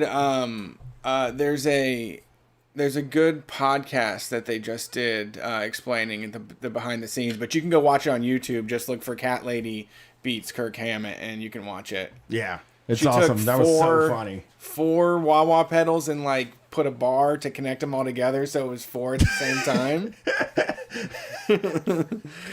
That was great. She has a really good song called Antifa Niece that is funny as fuck too. Right on. It's really good. Just came out. Hell yeah. But yeah, if you want more of Mrs. Smith, she's available on everything. Look at Mrs. Smith, the cat lady. Great. God, that was an amazing call. Yeah, so funny. Thanks. All right, let's see who's next. Oh my gosh. I think Mrs. Smith's gonna win $64 and Street Fight HQ front desk. Hey, this is Ben. I got a call out today. I've got some really bad headaches that I've been struggling with, and I ran out of my medicine. Oh. And you can check with HR. It's on file. That I've been taking this medicine, that I struggle with this. But I ran out the other day, didn't realize it, and I wasn't able to sleep at all last night. I was just up with a throbbing headache, and I'm just gonna need to take a couple hours to nap and go see my doctor to get my prescription refilled, and I'll be in tomorrow. You can count on that, but I just need to take tomorrow off. No, see, you can count on that. Is the most beautiful thing. That was beautiful. That was I'll be in. You can count. You can fucking bet your bottom dollar that I'm gonna be sitting at this desk working tomorrow. Also, Brian Quinby method. You really you go with the Brian Quinby method, which I like, where it's like, I'm not fucking faking here. Right. I'm just gonna talk. Just a little low energy, not a full voice, but just a little bit like, hey, here's what's going on. I've been up all night and I can't come in, you know. But I'm starting to do a voice. I'm starting to do a creaky voice. And headache is Headache's like good. because like if you say headache, which requires special medication, Yep, that is good. Yep. Just headache. A lot of bosses would be like, "Get your ass." That's in what I here. thought You got too. headache. I got a bottle of ibuprofen waiting for you. Yeah. But Yeah. Well. Oh, sorry. Go ahead. no, but migraines are some kind of headache where you need a special medication to get rid of it. That's so cool. That is like I mean, it's not good to have or anything, but it is a good call-in reason, because if you need special medication for something, there's nothing they can fucking do. You know, they can sit and argue with you all day. Yeah. But Yeah. I can't do it. I mean, that's the beauty of this call-in is it's like it's not entirely a lie. Like it's something that it's manipulated truth. So like, yeah, I do have headaches, but like it doesn't matter if I actually do or not. I'm gonna use it as a call-in. I like it. I mean, and referring them to HR too. Now, for other listeners that don't have something on file with HR, you might could get away with just saying that anyway, right? And they wouldn't even check. I mean, it's worth a shot. Depends, how much they dislike you. Yeah. I mean, if you're calling in like our callers are tonight, they dislike you. These people are experts at calling in sick, and they have all the best excuses. I've never. There's going to be a lot of call-offs this the week after Thanksgiving after hearing all the great hints over here. Yeah. So, what do you usually call in for? Yeah. Day off to party or hang out, sit around and get stoned all day, or like actually just sleeping in? It's usually just because I want to like watch a soccer game and they're like on at 12 where I live. So I'm just like, yeah, I'm not going into work. I want to catch my game. So I'm going to take it easy in the morning and, have, sleep in a little bit. Let me ask make you myself this. breakfast, watch the game, maybe buy a beer. Let me ask you this question. I haven't asked any of the other callers this question, but do you call in before you were supposed to be at work or after? Because that is like Brett claims that Brett said he would call in after sometimes, which I see as a high risk move. Yeah. Well, the beauty of my job is, and I've actually like worked at calling in, the art of calling in sick through like retail and like office works, but I'm a teacher now. So like the glory of being a teacher is like I can just send an email at like 12 a.m. and like file in for a sub. So I don't ever actually have to like talk to anybody, but like I'll just write in an email and just be like, yo, I'm having headaches and I'm not asleep. So I'll see you guys later, but nice. I got a sub, so I'm all good. Night before just brings a tear to my eye. That's a beautiful. I used to try to come up with ways to get. I remember one time I was in the back of my van, I grabbed a piece of cable and pulled and jammed my thumb up into the roof of the car. Didn't hurt at all. It was like if you just kind of went like, it was just like jammed, but it got cut on something. And it was not a deep cut. It was the most pathetic. I have like from hand sanitizer and stuff. I have them on my hand now all over, bigger. But it was like like a chunk of skin that was kind of the size of the head of the thumb. And I called it. I got off work early one day, and I went to the urgent care, and they were like, "This is not shit. Okay, buddy, you don't have, your thumb's not broke, your thumb's not sprained, it's a small flesh wound," and then they dressed it for me. They put just the gauze and wrapped the tape around, right? I got 3 days off work for it. Wow. I took 3 days off. I was waking up. No stitches? None. And I would just wake up and say, my thumb, oh, God, it hurts so bad. And they were just like, all right, well, so maybe we'll see if you can do it tomorrow. 3 days. 3 fucking days. It hurts to change my shirt. Yes. It was really. I really took an injury that I should have put a Band-Aid on and stretched it into 3.5 days off work because I got a half day that day. I had the manager come out and look at it and everything, and I didn't clean the blood off. Smart. Right?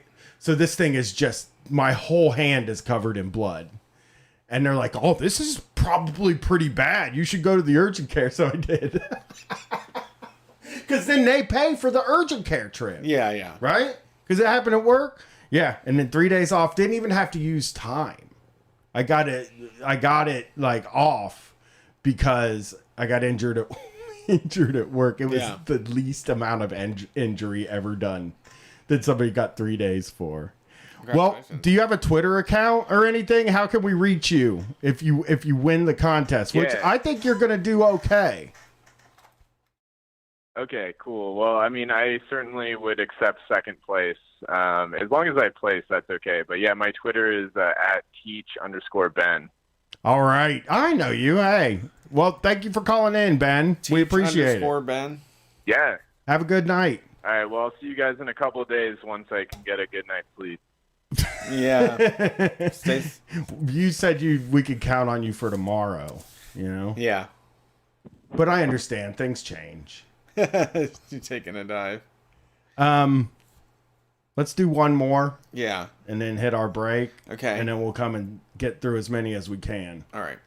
I'm going to try to hang on. I have to use the restroom real bad.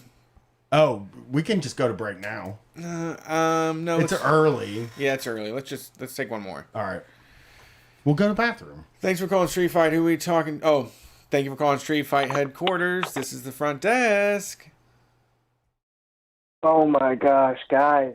Can you hear me? Yeah, we can hear you. Oh, guys, I don't know how to tell you this. You know, I've just been on the toilet all night. You know, got this nasty cramp, man. It's been bad. I honestly can't even comprehend what's actually coming out of my body. It's just been that bad. I won't be able to come into work today unless you can have me working from the toilet because I won't be able to. I won't be able to move very far. All right, mister. We don't need the details. No, you do, though. This is a good call, right? Oh. I'm sorry, what was that? I mean, if you want the details, no. I can give them to you. It's okay. It's nasty looking. It looks at me weird. I don't like it. I mean, look, we knew we were going to get diarrhea calls. Of course. Because that is like, you get the showers, you get off work. That's common knowledge says that if you get the butt chunder, like you wouldn't believe, that's what you call in and say because nobody will ask you. Right. About your doo-doos. Right. Precisely. But we didn't even... Here's the thing. Here's the thing, though. I like the call because there was a really good point at the beginning that I liked. And it was when you said, I don't know how to tell you this. Like you were and you know what though? Sometimes when you call in sick, it really is like a doctor telling you that your grandmother died. When you call to talk to the boss, you're like, you know, I don't know how to tell you this. It's just the truth. Here it is. Here it comes. I'm going to talk to you about my bowel movement right now. Because no one wants to, you know. No one wants you to talk about that stuff. But hey, you have to call off work. You don't want to bring this into there. You know what I mean? What about someone said the chat is saying? What about mentioning what you ate? Oh yes, yeah. That I mean, yeah. That could be it. Sushi. You just say sushi. If you work a blue collar job, just say I did sushi and I got diarrhea because blue collar people.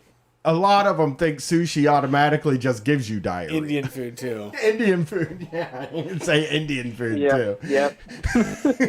You just, my wife dragged me down to this Indian place. And, you know, earlier we had a call that said their landlord sent locksmith or whatever guy, and he showed up with like Oakley's on and got out of the big red truck. It was like Chudsville, USA, is what it seemed like. Yeah. And if that is the kind of boss you have, though, and you tell them you got diarrhea from eating sushi, I can tell you from experience, they're like, oh, that's when they start to have feelings. That's when they have empathy. Really? Well, why'd you eat it? Why'd you eating food like that? I told, and this is way, you can't use this as an excuse now, but this is way back, and I quit in 2009. So I once called in and got the whole day off because I ate Chipotle. Okay. Because it wasn't like a thing that people ate back. Like the bosses were like, oh, wow, you got the... I called in and said I can't come in because, I'm not going to talk about my dookies as much. I said I can't come in. I went to Chipotle and I had their hot salsa and it's really messed my stomach up. And they were like treating me like a daredevil.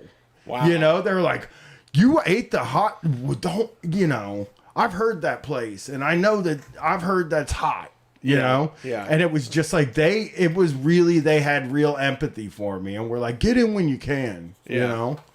And it's like, I'll do my best. I'll do my best. I've eaten Chipotle.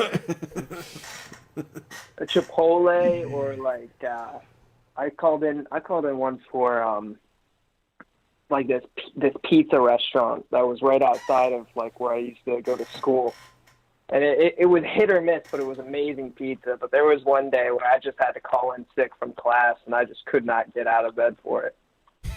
So I mean, it happens, it actually happens. I do love it. I do love this call. I think you'll be up in the rankings. I think because oh man, that's wild. The first diarrhea call is just huge. Do numbers. It's gonna do numbers. It's gonna do numbers. And again, it's really gonna put me up there, is it? All right, okay. And again, you used a what I believe to be one of the great lines in calling in sick, and that is, I don't know how to tell you this. You're gonna be so mad at me. My body is sick. My mind wants to be at work, but my body is so sick. Is there a Twitter account? Or is there a Twitter? Do you have a Twitter account? I don't, and you know what? That's okay. I don't really need the money. I just wanted to talk to you guys. You guys seem pretty fun. Oh, thank you. My buddy actually got me on. Yeah, my buddy actually told me about you guys like a year or two ago. I'm like, who are these weird dudes? But honestly, so much fun listening to you guys these past year and a half or so. Thank you. Wonderful. Well, if you want to DM us too, if you want to email us or something, and we can get a way for people to vote for you, and we would love to give you a prize. We love giving prizes out. So, well, we don't really do all it. Right. Well, I might just do that. Shoot us an email, and we'll get you on the poll. I think. I got nasty cramps right there. Okay, yeah, you're nasty cramps. I don't know how to tell you this. I don't know how to tell you this. I got some nasty Thank cramps. you for calling. It's break time. It's exactly break time. It's exactly Fair break enough. time. Peace. Have a good night. See you in a minute then.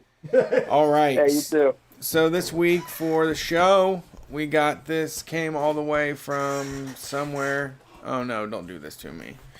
This all the way from Somerville, Massachusetts. It says, "Hey dudes, love the show. I've sent in music before. Here's an EP a band I'm in just put out.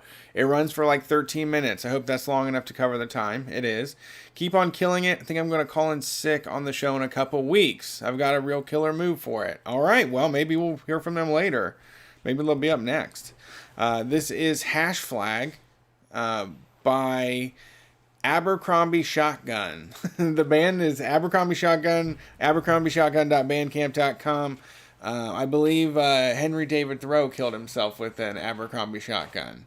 So that's something to think about. Enjoy the tunes. We'll be back in a few minutes for a street fight. Peace. All right, we're going.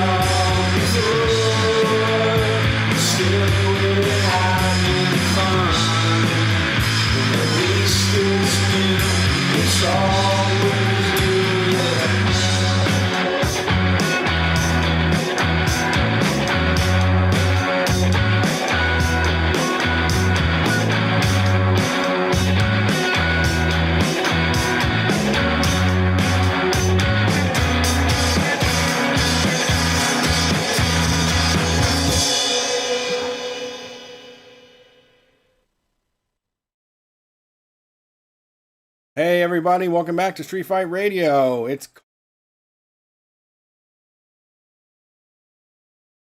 everybody, welcome back to Street Fight Radio. It's call-in sick night. We want to hear your best excuse, your voice, your tactics, whatever it may be. It's a competition. The winner gets a full day off of work at minimum wage in Ohio, at $68.40. Second place is getting a half a day off, $34.20. And third place can get a shirt.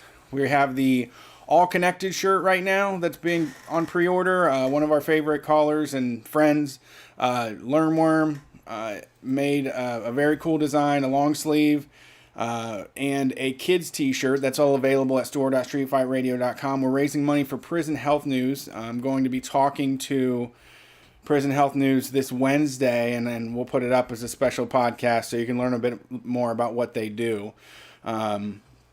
That if you're a Patreon member, you get 20% off everything in the store. That's the new deal. So check your messages if you want that code. Thoreau did not kill himself with an Abercrombie shotgun. It was Hemingway. And I remember when I got the job there, they told us that. And I don't know why they shared that bit of trivia. Just to say that they had a long history in America, I guess. But that was Abercrombie Shotgun. You can listen to their newest release, Hash Flag, by going to abercrombie.bandcamp.com. It was fucking great. I loved it. Love to hear from you. And if you make music and you want to send stuff our way, streetfightradio@gmail.com. You can message us through the website, streetfightradio.com, or DM on all of the social medias. All right. You ready to get back to these calls? Sure.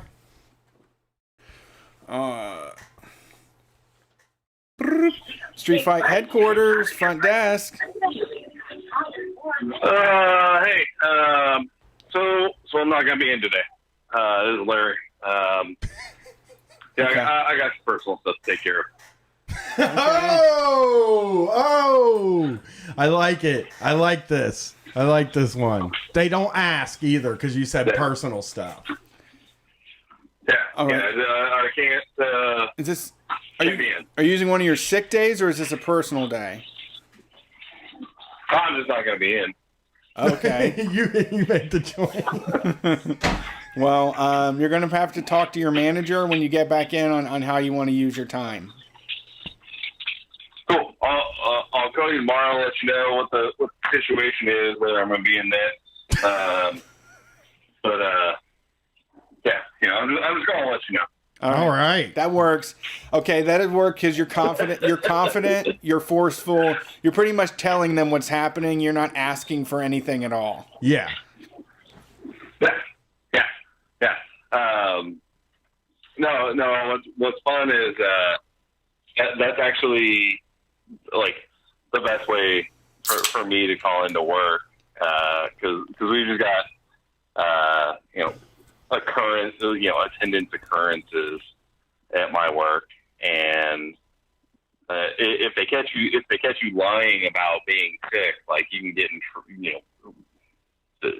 quote unquote in trouble. Okay. But if you're just like, hey, I'm not going to be in, they can't do anything to you. No, not really. If you have occurrences available and you just say personal stuff, they just probably think a lot of times that you're dealing with like a sick relative, although you would use that if you had it. Well, I mean, like, I've used that I used that last fall to come to the show in Dallas. Nice. I got some personal stuff. Personal stuff is going to a show. I like it. Hey. Yeah. And then the next day I called in again, and it only counts as one call in if it's consecutive days. True. So what was it, Thursday and Friday? Like I called in Thursday morning, driving from Kansas City to Dallas, and then I slept in my truck in Dallas and called in from the bed of my pickup truck.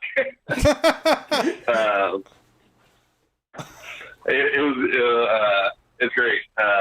It's a cool call. I do like it. I like your style. I like your forceful style. And if I was your boss, I would not be able to really question you because, I mean, he came on like a house of fire, Yeah. He was just like, hey, I'm not coming in. I got personal stuff. And it's like, okay, man. Right, I didn't even ask. Geez. Shit. I didn't call you. Please, I don't want you here to tell you the truth.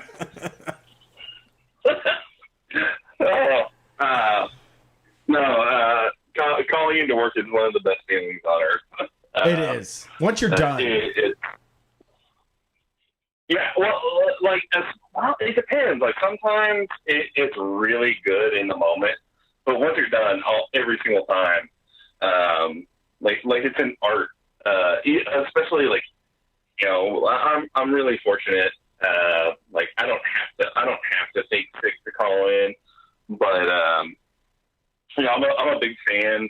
If you do have to like pretend to be sick to call in, of having like a big jug of water And hang on, let me see if I can do this real quick, because not every job is gonna, you're not gonna be able to come in like the next day. But if you're like, yeah, I'm not feeling real good. I must have ate something weird last night, but hey, fuck on, oh God, just.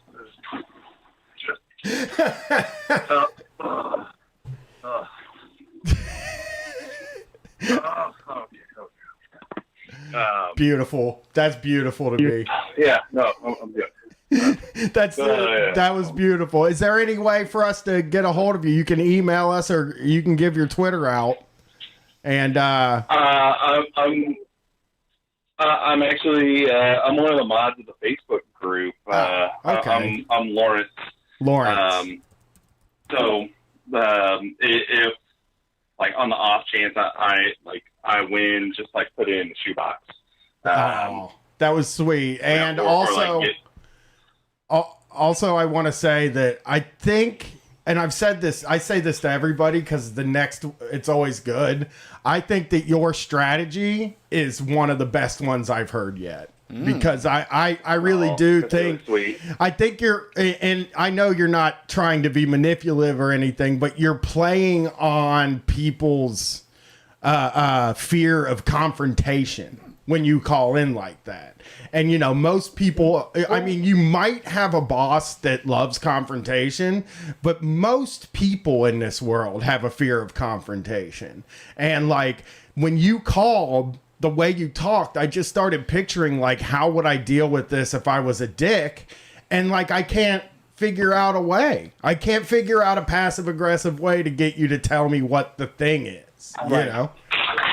I actually, early in my career, I had a boss that loved confrontation, especially for people calling in sick. Oddly enough, his name was Terry, and he fired me twice. But there was one instance where, like, I really was going through some personal stuff. I was like going through a divorce, and I no-showed on a Friday, and then called in at like 11 in the morning and talked to him. And I was like, there's no way this will ever happen again. You can take that to the bank. Yeah. And then the very next Monday, I no-showed. Oh man. This is a great show. And, thank you. I love y'all. And I love all our Street Fight family. Me too. I know you got a lot of folks to get to, so thanks for doing this. Thanks for calling. Wonderful. That was fun. Thank you. Thanks. Thanks. You're very good. Hey, have a good night. Thank you. Yeah, the chat enjoyed the call. They called JJ Sanders called it the courtesy call. Where like you're doing it as a courtesy. Yeah. Like I am going to do what I want to do. I'm just informing you. This is just a formal thing that I'm going to do to let you know that I'm not actually coming in. There's no way it's happening. Yeah. And then also somebody else said, and this one is a good point too. Ben said, my boss at an old job said, if you take personal leave, you can be seen in public / on social media. But if it's sick leave, you need to be invisible. That's good point too. That I got in trouble with Erica a few times for that. In Dallas, she would take personal days and we would go play video games all day. Or like we'd go to Dave & Buster's in the afternoon, or we'd go ride our bike, and I would always take a picture like, hey, we rode our bike 30 miles today. And then she was like, you can't tag me in that. People can't see that and know that I was supposed to be sick. Oh man, yeah. Personal day. Someone also, Lil Big Fun says, my old manager got fired because he called in sick with an ocular migraine, and the DM saw him at a patio bar in the sun drinking. Well, I mean, maybe it started to feel better. What are you gonna do? Yeah, ship turned around. Yeah, you gotta come in. R&R. nobody's ever expected the person. I've never, in all of my years working, called in sick and then decided I'd come in. Now, I have at times thought about it because, like, my anxiety issues, my mental illness, basically made it so a lot of times if I called in sick, I thought everybody was talking about me and I was going to get fired, and I would just sit and convince myself of that and be like, I'm just going to go in. I'm just going to go in. Yeah. And then, you know, I would never do it, but because then I'd be like, well, then they'll think I was faking this morning just so I could sleep in and shit like that. You know? Right. I did do a lot of these calls where you leave it very open ended. You know, like, oh, my grandmother's in the hospital. Right. In a bad way. They want me to be there, and I don't want to go. I'm her only living relative. Well, no, it would be like my mom needs me there. Yeah. You know, I don't want to be there. You know, this is not my thing. Right, I'd rather be working. You know, I'd rather be at work than the hospital. Like, Brian, take all the time you need. Yeah. We haven't had a death yet. It's true. All right. Next call. Thanks for calling Street Fight. Who are we talking to tonight?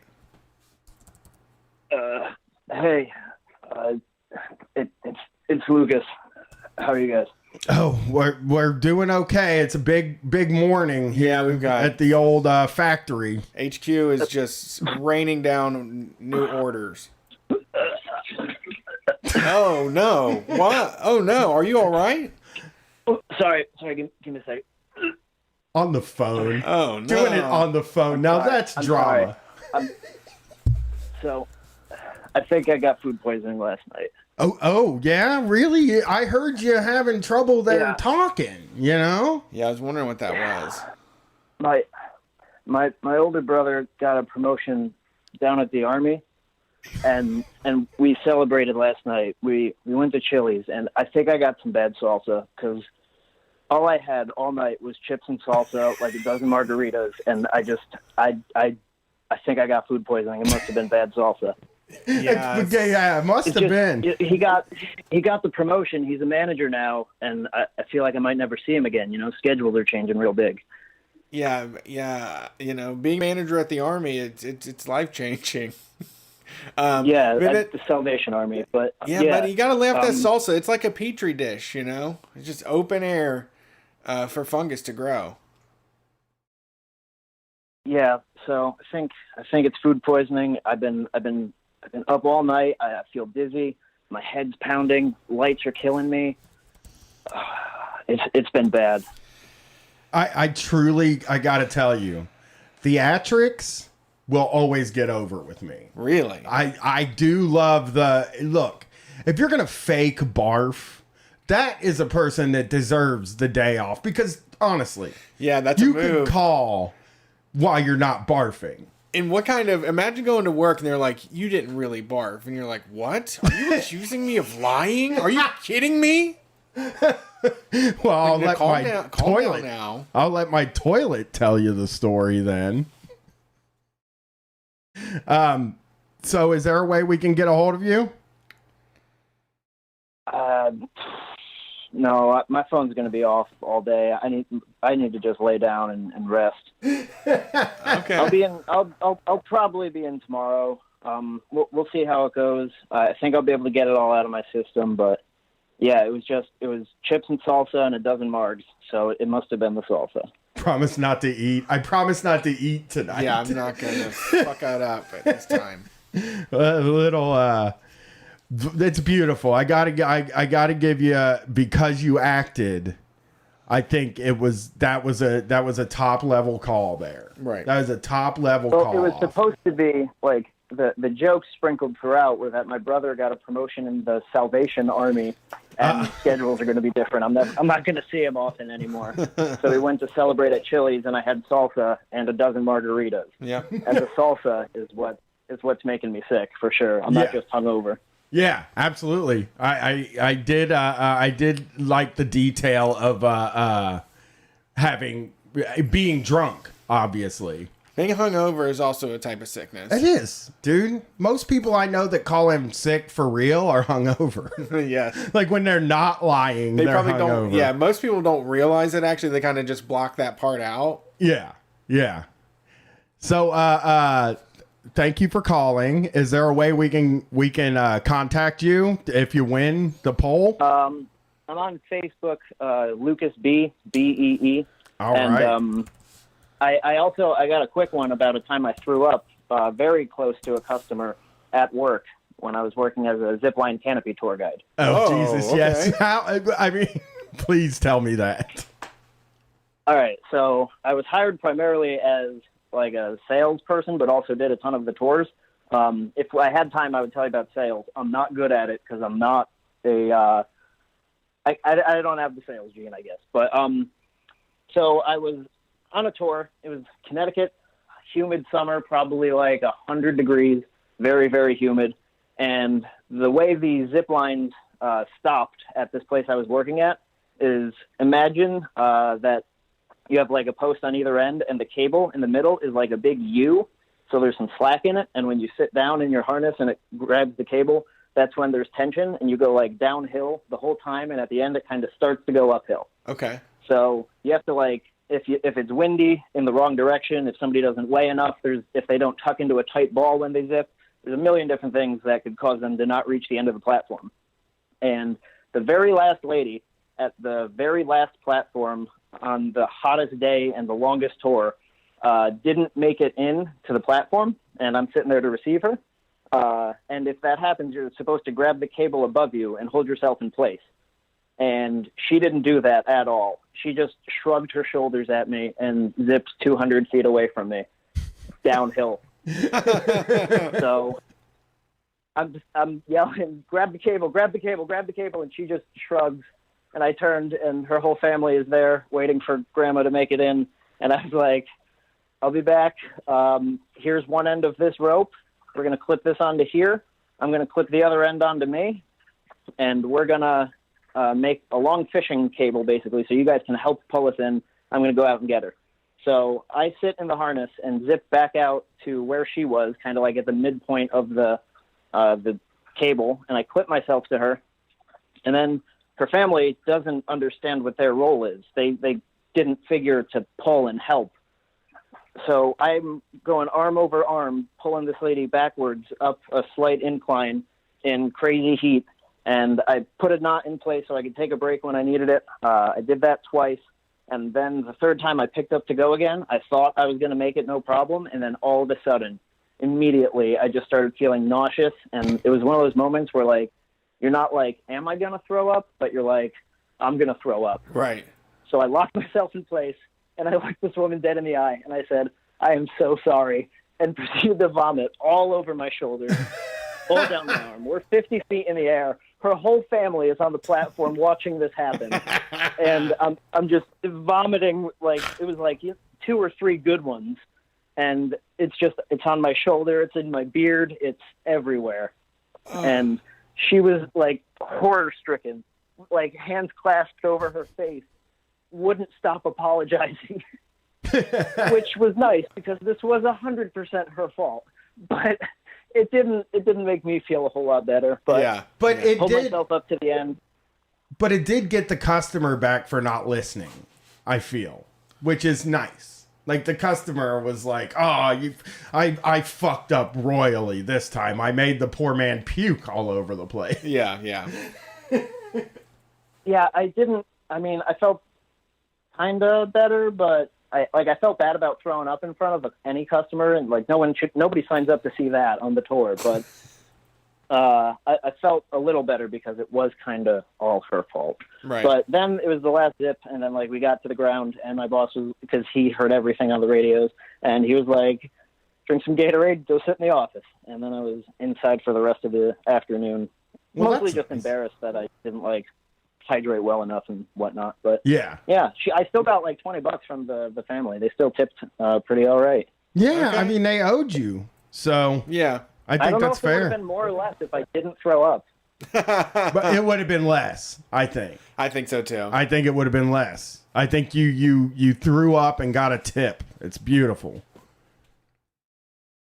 Yeah, it was an all right day at the end of it. But if I win anything, substitute my prize for just a stack of the new metal stickers, because I put one on a door at my favorite coffee spot and somebody peeled it off. So I need to retaliate. What the hell? Like that electric box person from a couple weeks back. Okay, well, we'll see what happens. We'll put the poll in. Yeah. And we'll get a hold of you if you come in there in one of the high tiers. I think you got a good chance. You guys have a good night. All right, thank you. I think these are all very fun. People are doing very good. Agreed. I think you know, let's see. Let's Couple see more to go. Who's what? Just a couple more to go. All right. Street Fire headquarters, front desk. Hello? Hello? Hi, Brett, Brian. I'm on the floor, and I just called the. Oh no. Oh no. Oh, this is a good one. This is a good maneuver. I know, but we lost him. Did Yeah. you hit mute on accident? Oh, this was going to be so good. We just know it. Oh, Brett, hey. Brian. Brett, Brian, I'm on the floor. I called the ambulance. I haven't been able to move for 6 minutes because my back is spasming so badly that I know I'm supposed to be at work in 10 minutes, but I think I have to go to the hospital. I threw my back out when I sneezed yesterday, and I've been trying to lay on the hot pad and take care of it, but I can't stand up. I can't roll over. I'm laying on the ground in pain. Oh so my I don't think I'll gosh. get today. No, please get it taken care of. Yeah. My God. Yeah. This is- Why are you calling us? You need to get to the hospital. The ambulance is at the door. Sorry, I gotta go. This is a good one because it gives you the famous you stay home. No. You stay home. Do not come into work today. Okay? Because I can't have it on my conscience. And I also will say I like physically unable to get up quite a bit. I also got to say, I mean, bad backs are very common. You know, we got a lot of people that are under 30, but once you're over 30, you're going to have a back issue in some sort of way. I have spasm in my back. I did it, 4 years ago? I was wrapping Christmas presents and threw my back out and couldn't walk for a week. Yeah. Yeah. So do you actually suffer? Have you ever had a back spasm before? Yeah, I know, that's the whole true story. Okay, you've done. So that's also true. Is like sometimes once something crazy happens. But I mean, it was actual pain. Right. Your voice was great. You sounded distressed. Definitely tugged on my heartstrings a lot. You had that about to burst into tears sound in your voice. Good acting. I mean, as good at acting as I've heard. You know. Yeah. The crying, because that's the thing. When we answer the phone and the person on the other end's crying, now, not all people are horrible people like me, but I just want to get off the phone. Right. You know what I mean? This person's crying. I don't know how to deal with it. That's the one emotion that I'm uncomfortable dealing with. Anger, you call and yell at me. I'll just yell back. We'll just get into a fucking screaming match. I'm fine. You want to call with joy for me? Hey, I love joy. Yeah. Let's have a joyful conversation. If you call me crying, I'm gonna be like, what are we gonna, what? You know I'm not good at this, right? That's true. You know I'm bad at this. So we gotta, you gotta call somebody that loves you more. Ship up, shape up. Ship up, shape up. Ship up. Hey, you gotta grab life by the tail. Yep. And pull it, I guess. Do you usually call in sick for a day off or for sleeping in? Do you want to go out and hang out and do stuff? Because it seems like if you call and say you're ambulancing, then that means you're more of a stay home, you're not going to go get seen type call in sick. Oh, The hole in my plan, though, I mean, if this were a call in to a job, would be if they checked in a local hospital to see if I was there. So think about that for anyone who might use this. Yeah, I think like though I don't.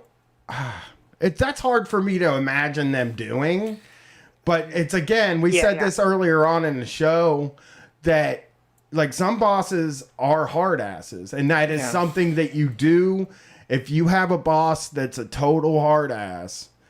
Basically, if you're working retail, you probably want to avoid that. Yeah. Because retail is the most hardcore of the hardcore bosses. I feel. So, so how do you want us to get? Do you have a Twitter, or do you want to just give us? You want to just email us? I'm a reverse. I think it's Reverse Sunshine on or Reverse Sunset or something on Twitter, and and I also want to take a second to boost and encourage people if they have anything to raffle. There's a group in Oregon. There's a couple of groups in Oregon who are fundraising for the 285 incarcerated firefighters who fought and protected people's lives and property this past summer. And the name of that is, I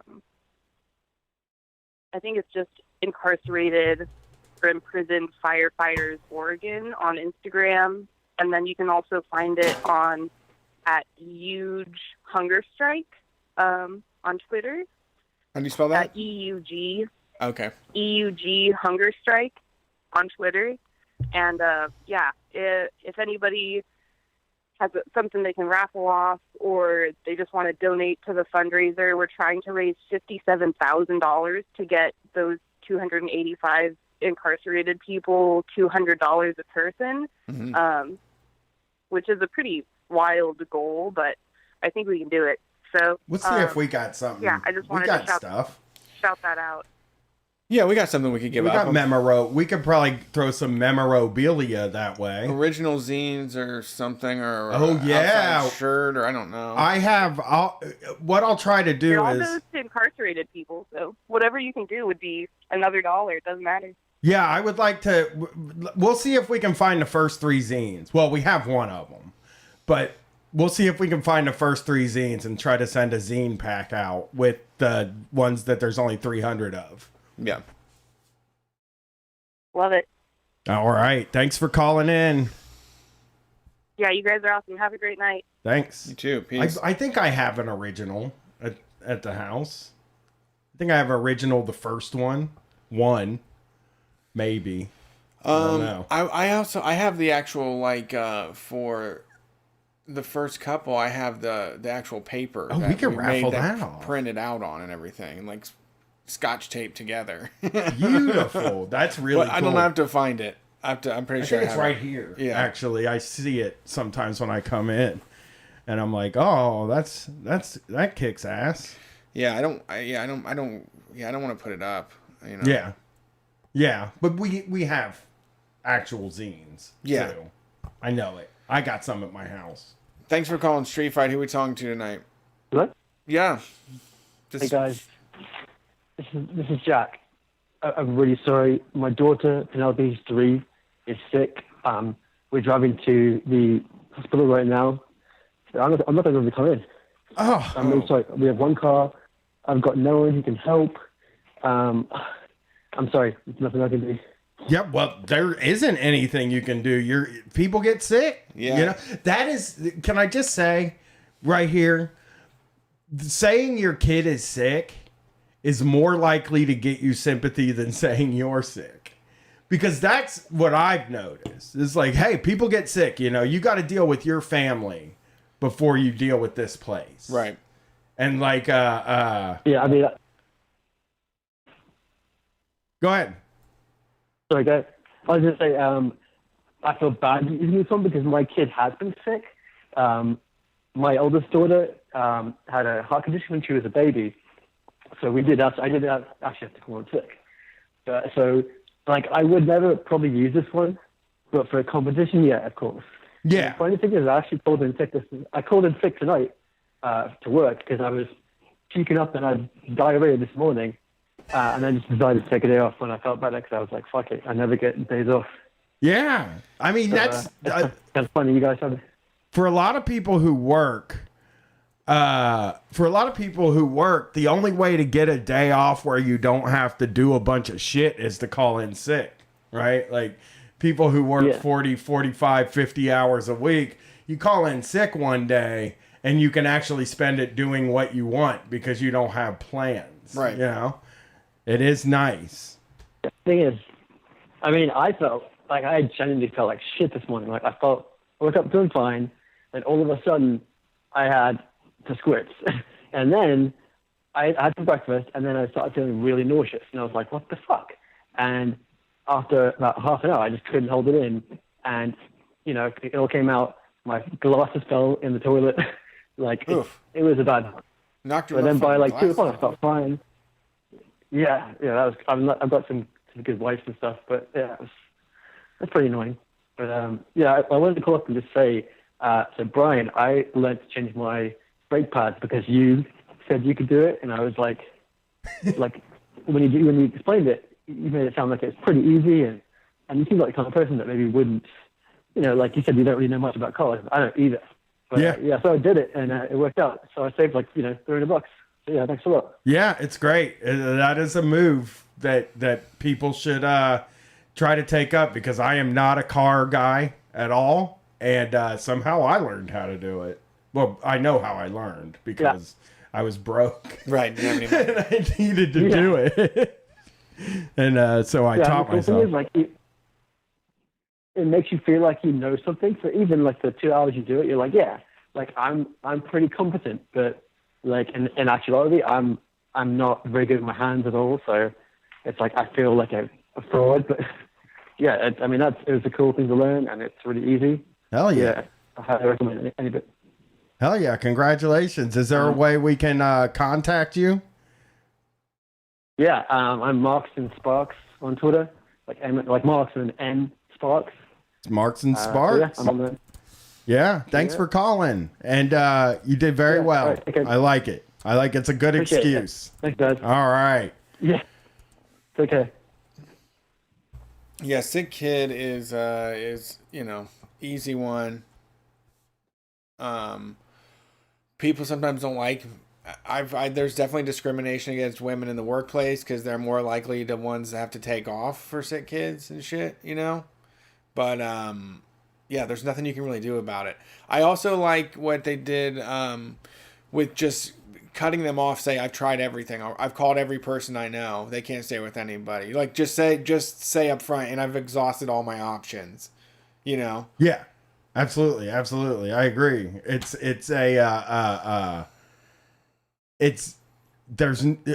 lot of times we answer questions for them that they were never going to ask. True. Anyway, you know? Yeah. Because a lot of times you could get away with a lot less. Right. But we all like have in our minds, like, this is what they're thinking. It's really calling in to work sick is a game of chess. Yes. Really. Brain chess. Brain chess. Where you're just like, okay, I got to have a reason. Let me think. Okay, here's a reason. What if they ask me this? What if they ask me this? What am I going to say if this? And it's like, most of the time they don't ask you any questions. Yeah, I definitely say don't volunteer too much information. But you do know when they hang up with you, they're talking shit about you, though.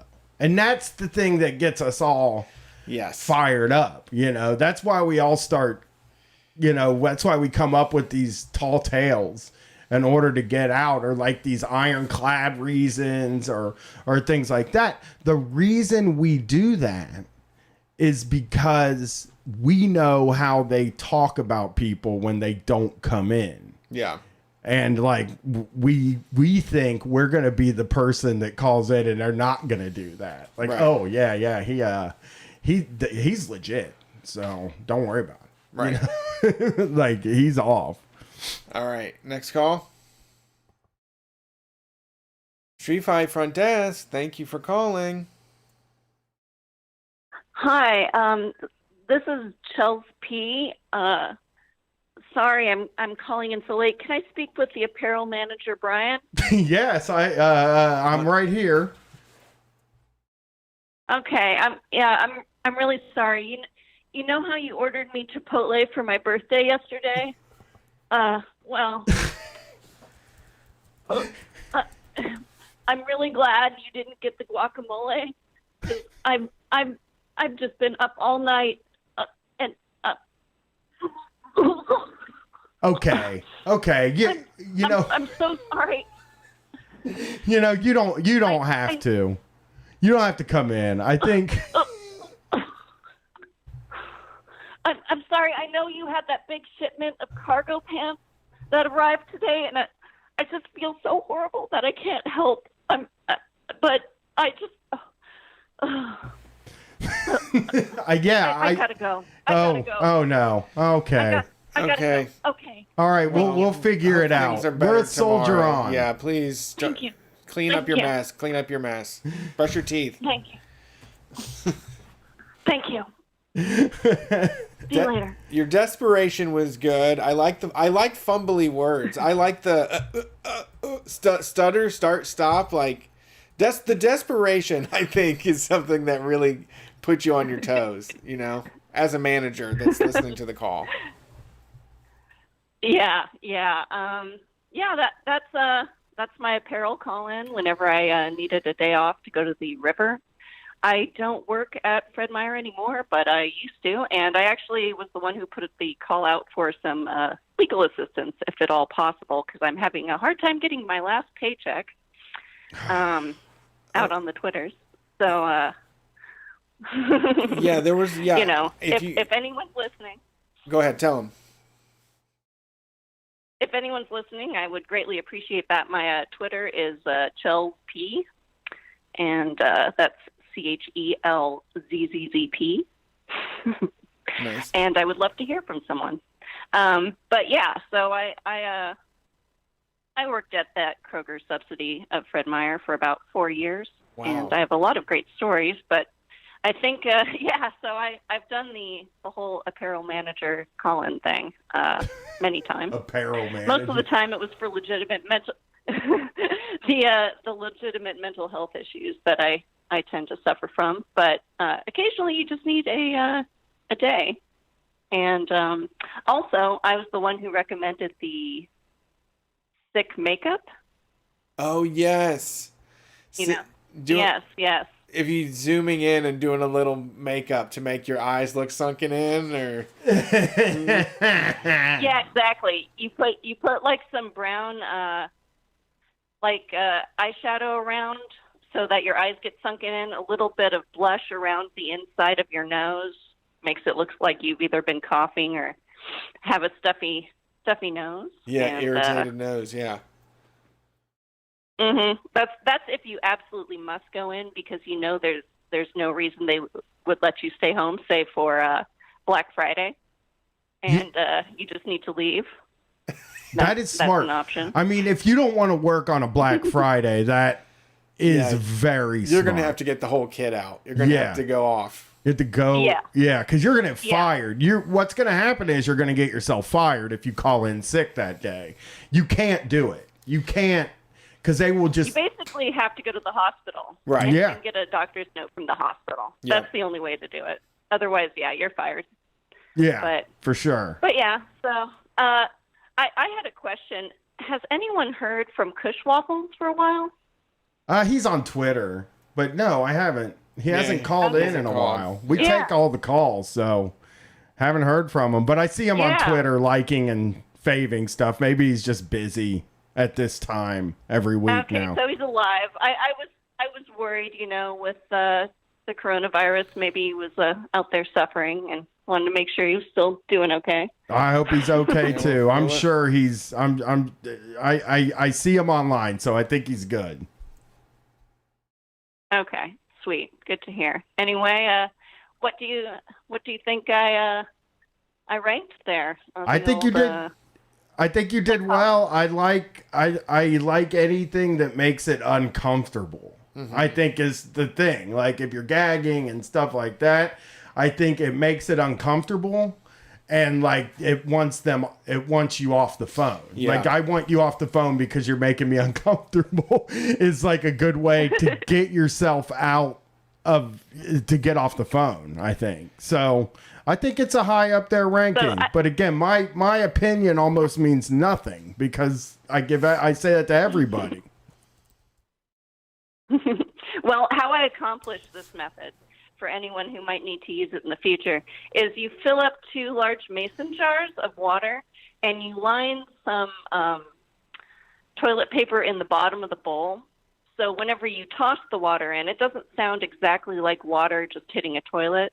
It sounds like, something with a little more oomph behind it. Right. So nice. That's the method. There you go. Nice. And you can always throw in a toilet flush too if you need to really drive it home. That's so theatrical. That's another key method.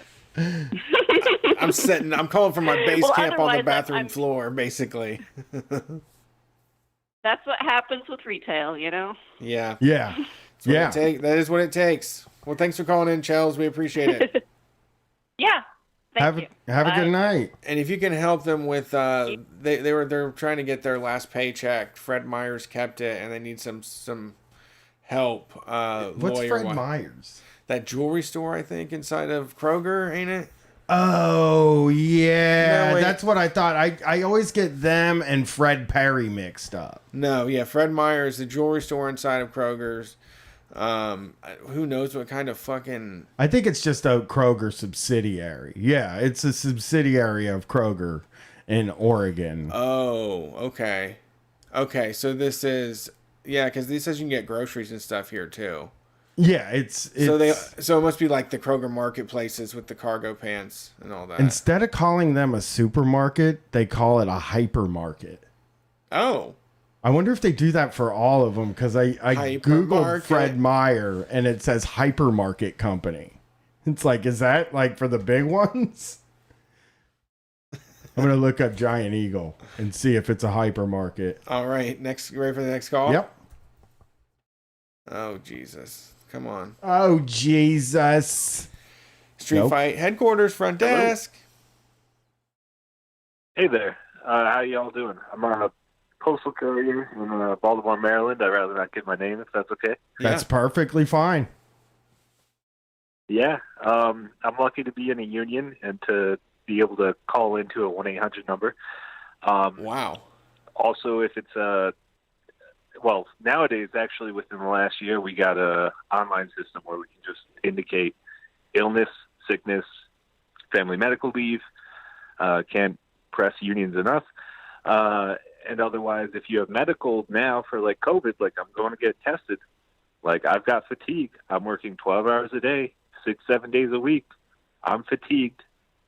Here's a symptom. Let me go get tested.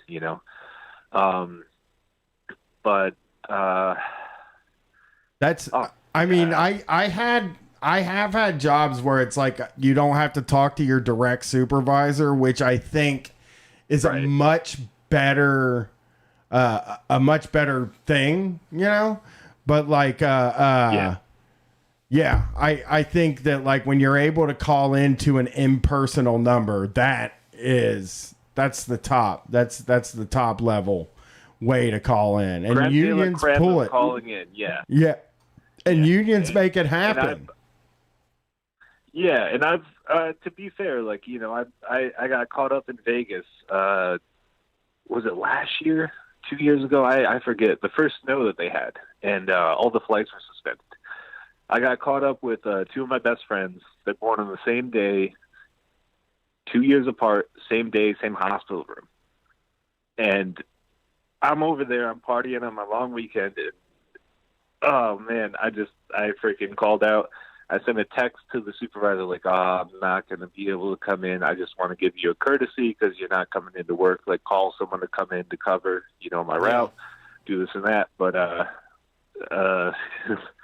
it's a beautiful thing to not be able to, to be able to not have to, call in and waffle or think about like, okay, what if they say this? What am I going to Yeah. respond with? You know, Yeah. if it's a certain number of days or less, I don't have to give you any documentation. My Oh. union negotiated that for me. That's a dream. You know, so A dream that it can is. be realized by starting a union. Right. Yes. Everybody listening. Start a damn union. fucking union. All right. Well, Yeah, that's it. that is a good call. That is good. Thank you. Take care. Be well. Have a good night. So, update on what I was talking about before we took that call. Fred Meyer is the only hypermarket company. Whoa. So, Kroger, retail business, retail company. Giant Eagle, supermarket company. Okay. I'm scrolling through different grocery stores right now. Fred Meyer's the only hypermarket. And I gotta say, Brett's pretty lucky he lives close to a Fred Meyer. So There's one near me? I mean, I assume that's the Kroger you go to. There's a big Fred Meyer sign on it. I think it's a dual branded Kroger. Really? Over here? It's a Kroger / Fred Meyer. Oh, yeah. It is a hypermarket. You can get Carhartt sweatshirts. You can get housewares. You can get. It's maybe the shittiest laid out grocery store I've ever been to in my life. Okay. You walk in, there's clothes and jewelry and nothing that you would need at a grocery store. All that stuff's in the back. Yes. You have to walk all the way to the back of the store. That's true. Because there's a bunch of junk in the front that nobody buys. $25 basketball shoes. People do buy them. People do buy stuff there. They'll see that the basketball shoes are $25 and they'll be like, well, how bad can they be? Right. That's true. Yeah. That's a good point. You know, $25. I hate that place. The layout's awful. It is. It's the worst layout I've ever seen in a grocery store. I'm pretty sure. I think all grocery stores are, because they're laid out for capitalism purposes and not for convenience purposes, they're all bad. Sure. Every one of them. Sure. You know, they always tell you, you know, they put the milk on one side and the bread on the other side. So you got to walk all the way across the damn place. Right. And that's the way these things are designed. And that's for capitalism reasons, not for convenience reasons. Right. To make Let's start getting places like designed for convenience reasons. Right. Instead of capitalist reasons. Let's get hyper about convenience. Let's have a hypermarket that's organized in a way that reduces the amount of time that you spend in the hypermarket. Mm-hmm. Okay? Mm-hmm. Instead of trying to elongate the time that you spend, and elongate is not the right word, but it sounds good. Yeah, I love that word. And I'm giving this speech, you know, I feel like I'm giving a really impassioned speech in Right. favor of communism. Oh, really? The hypermarket under communism would be designed because they don't need us to be there all the time. You just go in there and grab your stuff and get out. They don't need us to spend more time there because they're not going to make more money. Right. You know, all the money goes to the employees. They'll make it good. You know, they're trying to have a convenient place to work. So that's how hypermarkets work in communism. Okay. Good. Another street fight educational moment. Last call. Last call. This is it, and then I'm going home. Boop. Thanks for calling Street Fight Headquarters, front desk. Hi, this is Natalie from Tacoma. Hey. Hey, Natalie. Hey, I'm not even going to compete with Cat Lady. I just don't want to rob from her. That's too good. But I want to call because I posted on the Patreon that I used to drink with Don Imus's daughter. Oh, okay. Yeah. Howard Stern's talked about Don Imus's daughter before. Was she nice? She was usually pretty pissed drunk by the time I got to it. It was used to frequent this bar. We'll just say it's South King County, Washington. I'm not going to dox anyone. Yeah. But, I mean, she immediately let you know who she was. You knew she was Don Imus's daughter. That did not take any amount of time. She'd tell you. Did she look like him? And Did she look anything like him Yeah, in his more she did. handsome days? oh yeah, And so the face certainly. she would just I don't really mean about appearance, but Oh, go ahead. So she would just introduce herself as Don Imus's daughter. Pretty much, I mean, she was very social and outgoing, and would drop that within 30 seconds of talking to you. I mean, if you're married, right, and you take your husband's last name, but you have this name that is actually like this name is worth something in certain circles, I wouldn't take my husband's name. Right. I would stick with the Imus as my last name. Yeah, you might as well get the clout there. Yeah, that's how I feel too. I always think this about rich kids. It's like, do they really understand how when you see I keep seeing these bands coming up. That's like Slash's kid is with this other kid from like SD. I see these posts about all these new bands that are made up of the sons and daughters of heavy metal guys, big heavy metal guys. And I'm like, I wouldn't even fucking try. I wouldn't even like, who cares? Who fucking cares? It's like those directors' kids, Reitman and Landis, Yeah. Their kids they have a free in, and they don't have to be good or even good people, obviously, with Landis. Yeah. But they just get to. They don't have to really.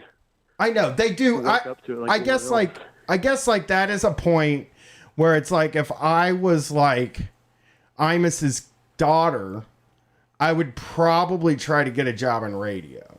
I would think I'd be like, well, I just want to do radio. But if I don't need the money, I just don't know how driven I am as a person.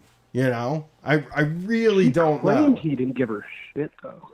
Well, he was very adamant that he wasn't giving her a cent, but I don't know, because she lived in a pretty decent penthouse above this bar. So yeah, and he maybe isn't giving her any money, but I'm sure some advantages have shown up, and I'm sure he was giving her money too. I mean, the guy made a lot of money. Yeah, I feel.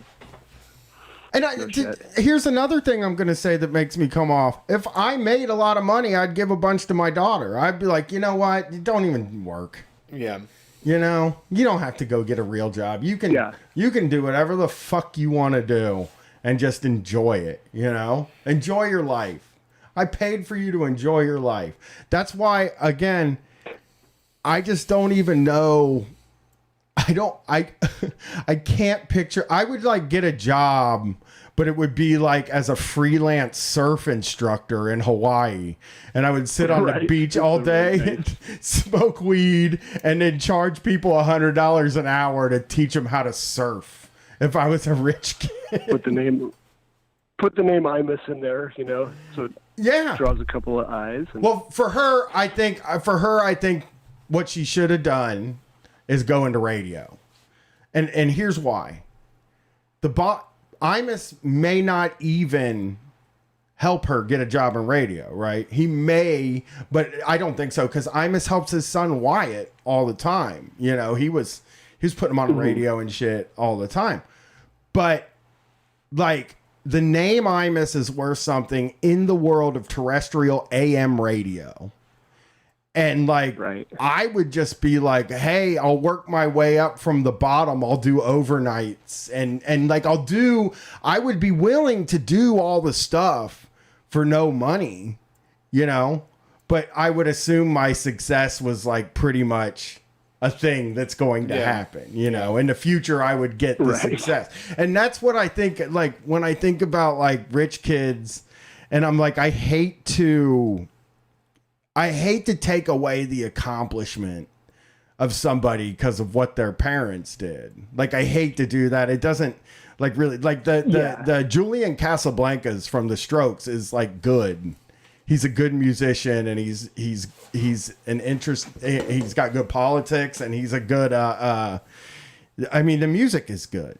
Like, I don't want to take it away from him, but I also know that he had several advantages that I did not have. have when I wanted to be in a rock can band. sympathize.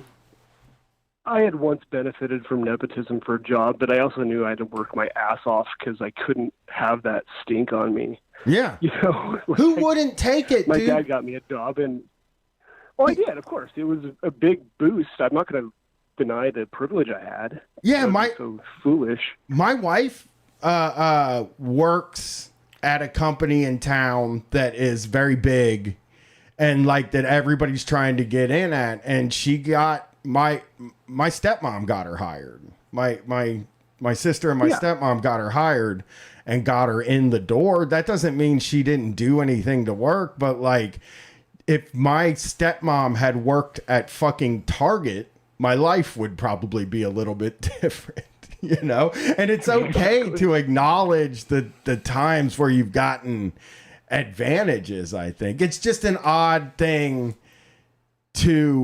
it's a odd thing to reconcile with like the kind of politics I have and stuff and the class stuff that I talk about on this show, where you're just like, I think rich kids can be very talented and good at stuff. They get a lot more chances and they get a lot of time to have their stuff nurtured sometimes, but there are probably things that are hard about it. It's just, if it were me, I would use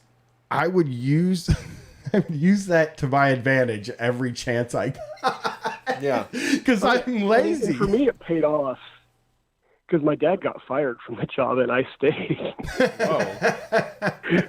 That's got to be It was a uncomfortable, rough though. situation. Oh, it was one of the most awkward things of my life, for sure. And you were like still there, and you would go to like your parents' house and you'd be hanging out, and your dad would be there. Yep. And he understood. He's a cool guy, but it was it was a very fine tightrope to walk as he's getting fired, and I'm trying to I had to double my duty to look really good. Yeah. Yeah. I mean, that's a really interesting, like, I mean, I think my dad would hate me if that happened, right? What? Like, because he's such a weird dude that, like, if he got me a job and then he got fired and then I showed up over there. But I mean, they can't expect you to quit your job. You know, I would think it would cause jealousy, which you never want to have as a father.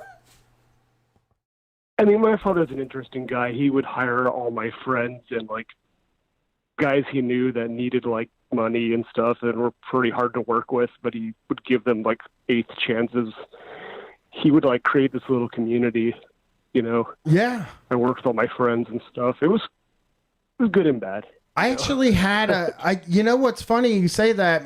I worked at a golf course when I was 18 and 19 years old. And the reason I worked there is because my friend's mom was the food and beverage manager, and she would hire all of their fuck up friends. Like all of us. Every one of us were fuck ups, and every one of us worked there, and every one of us, you know, fucked the place over at least once. I know, like, That's exactly what he did. The first wave of my friends that got in there got busted smoking weed out on the golf cart, driving around on the golf cart. They would just smoke weed and they would like hide in the bushes and shit. They got busted. They all got fired. And then she ended up figuring out how to get them all hired again. And then brought guys like me in. And it was just like, oh, yeah. That's exactly what it was like. Yeah, it's funny though. That's a funny situation to be in because I always remember when somebody would get fired, my friend's mom would be all, you know, oh, what the fuck, you know, she'd be mad at them for it. They couldn't come over to the house and shit. Well, Natalie, did I get the name right? Yes. Natalie, I want to thank you for Yep. calling and being the last caller. I hope you have a good evening. No problem. And peace. Peace out. Yes, that is Street Fight Radio. Thank you for supporting what we do and listening to the show. We're going to keep spreading this mess across the U.S. the best way we can. We've got a lot of new things coming. We're working on a Shocktober live stream I'm working on getting a PlayStation down here so we can maybe stream some video games to Twitch. We got a pretty big team now. You know, we're a family business, but Katie, Brian's wife, and is now working a lot more doing, you know, administration, stuff like that. So please help keep this ship afloat by subscribing on Patreon. It's the best way to support the show. Patreon.com/StreetFightRadio. You get access to so many things. There's already dozens of zines and tons of fucking video and all kinds of shows to listen to. It's all available at patreon.com/StreetFightRadio. This Wednesday, there won't be a live show, but we are going to do a live stream. It's Who Moved My Cheese, and you haven't seen it yet, but it's incredible. It is the managerial book, the like success win book of the early 2000s, and it's computer animated. It's the shit. Well, we promise you'll be singing. You're going to be singing from this a lot. Yeah. Who moved my cheese? Where is where's my cheese? Yes, it's all about Hem and Haw, the two mice that starved to death because they couldn't compete with the tiny humans. So get ready for Who Moved My Cheese, Wednesday night, 9 p.m. Eastern Standard Time on all of our live streaming channels. And head to twitch.tv/StreetFightRadio. Use that free Amazon Prime money. Send it our way. We'll see you next week. Peace.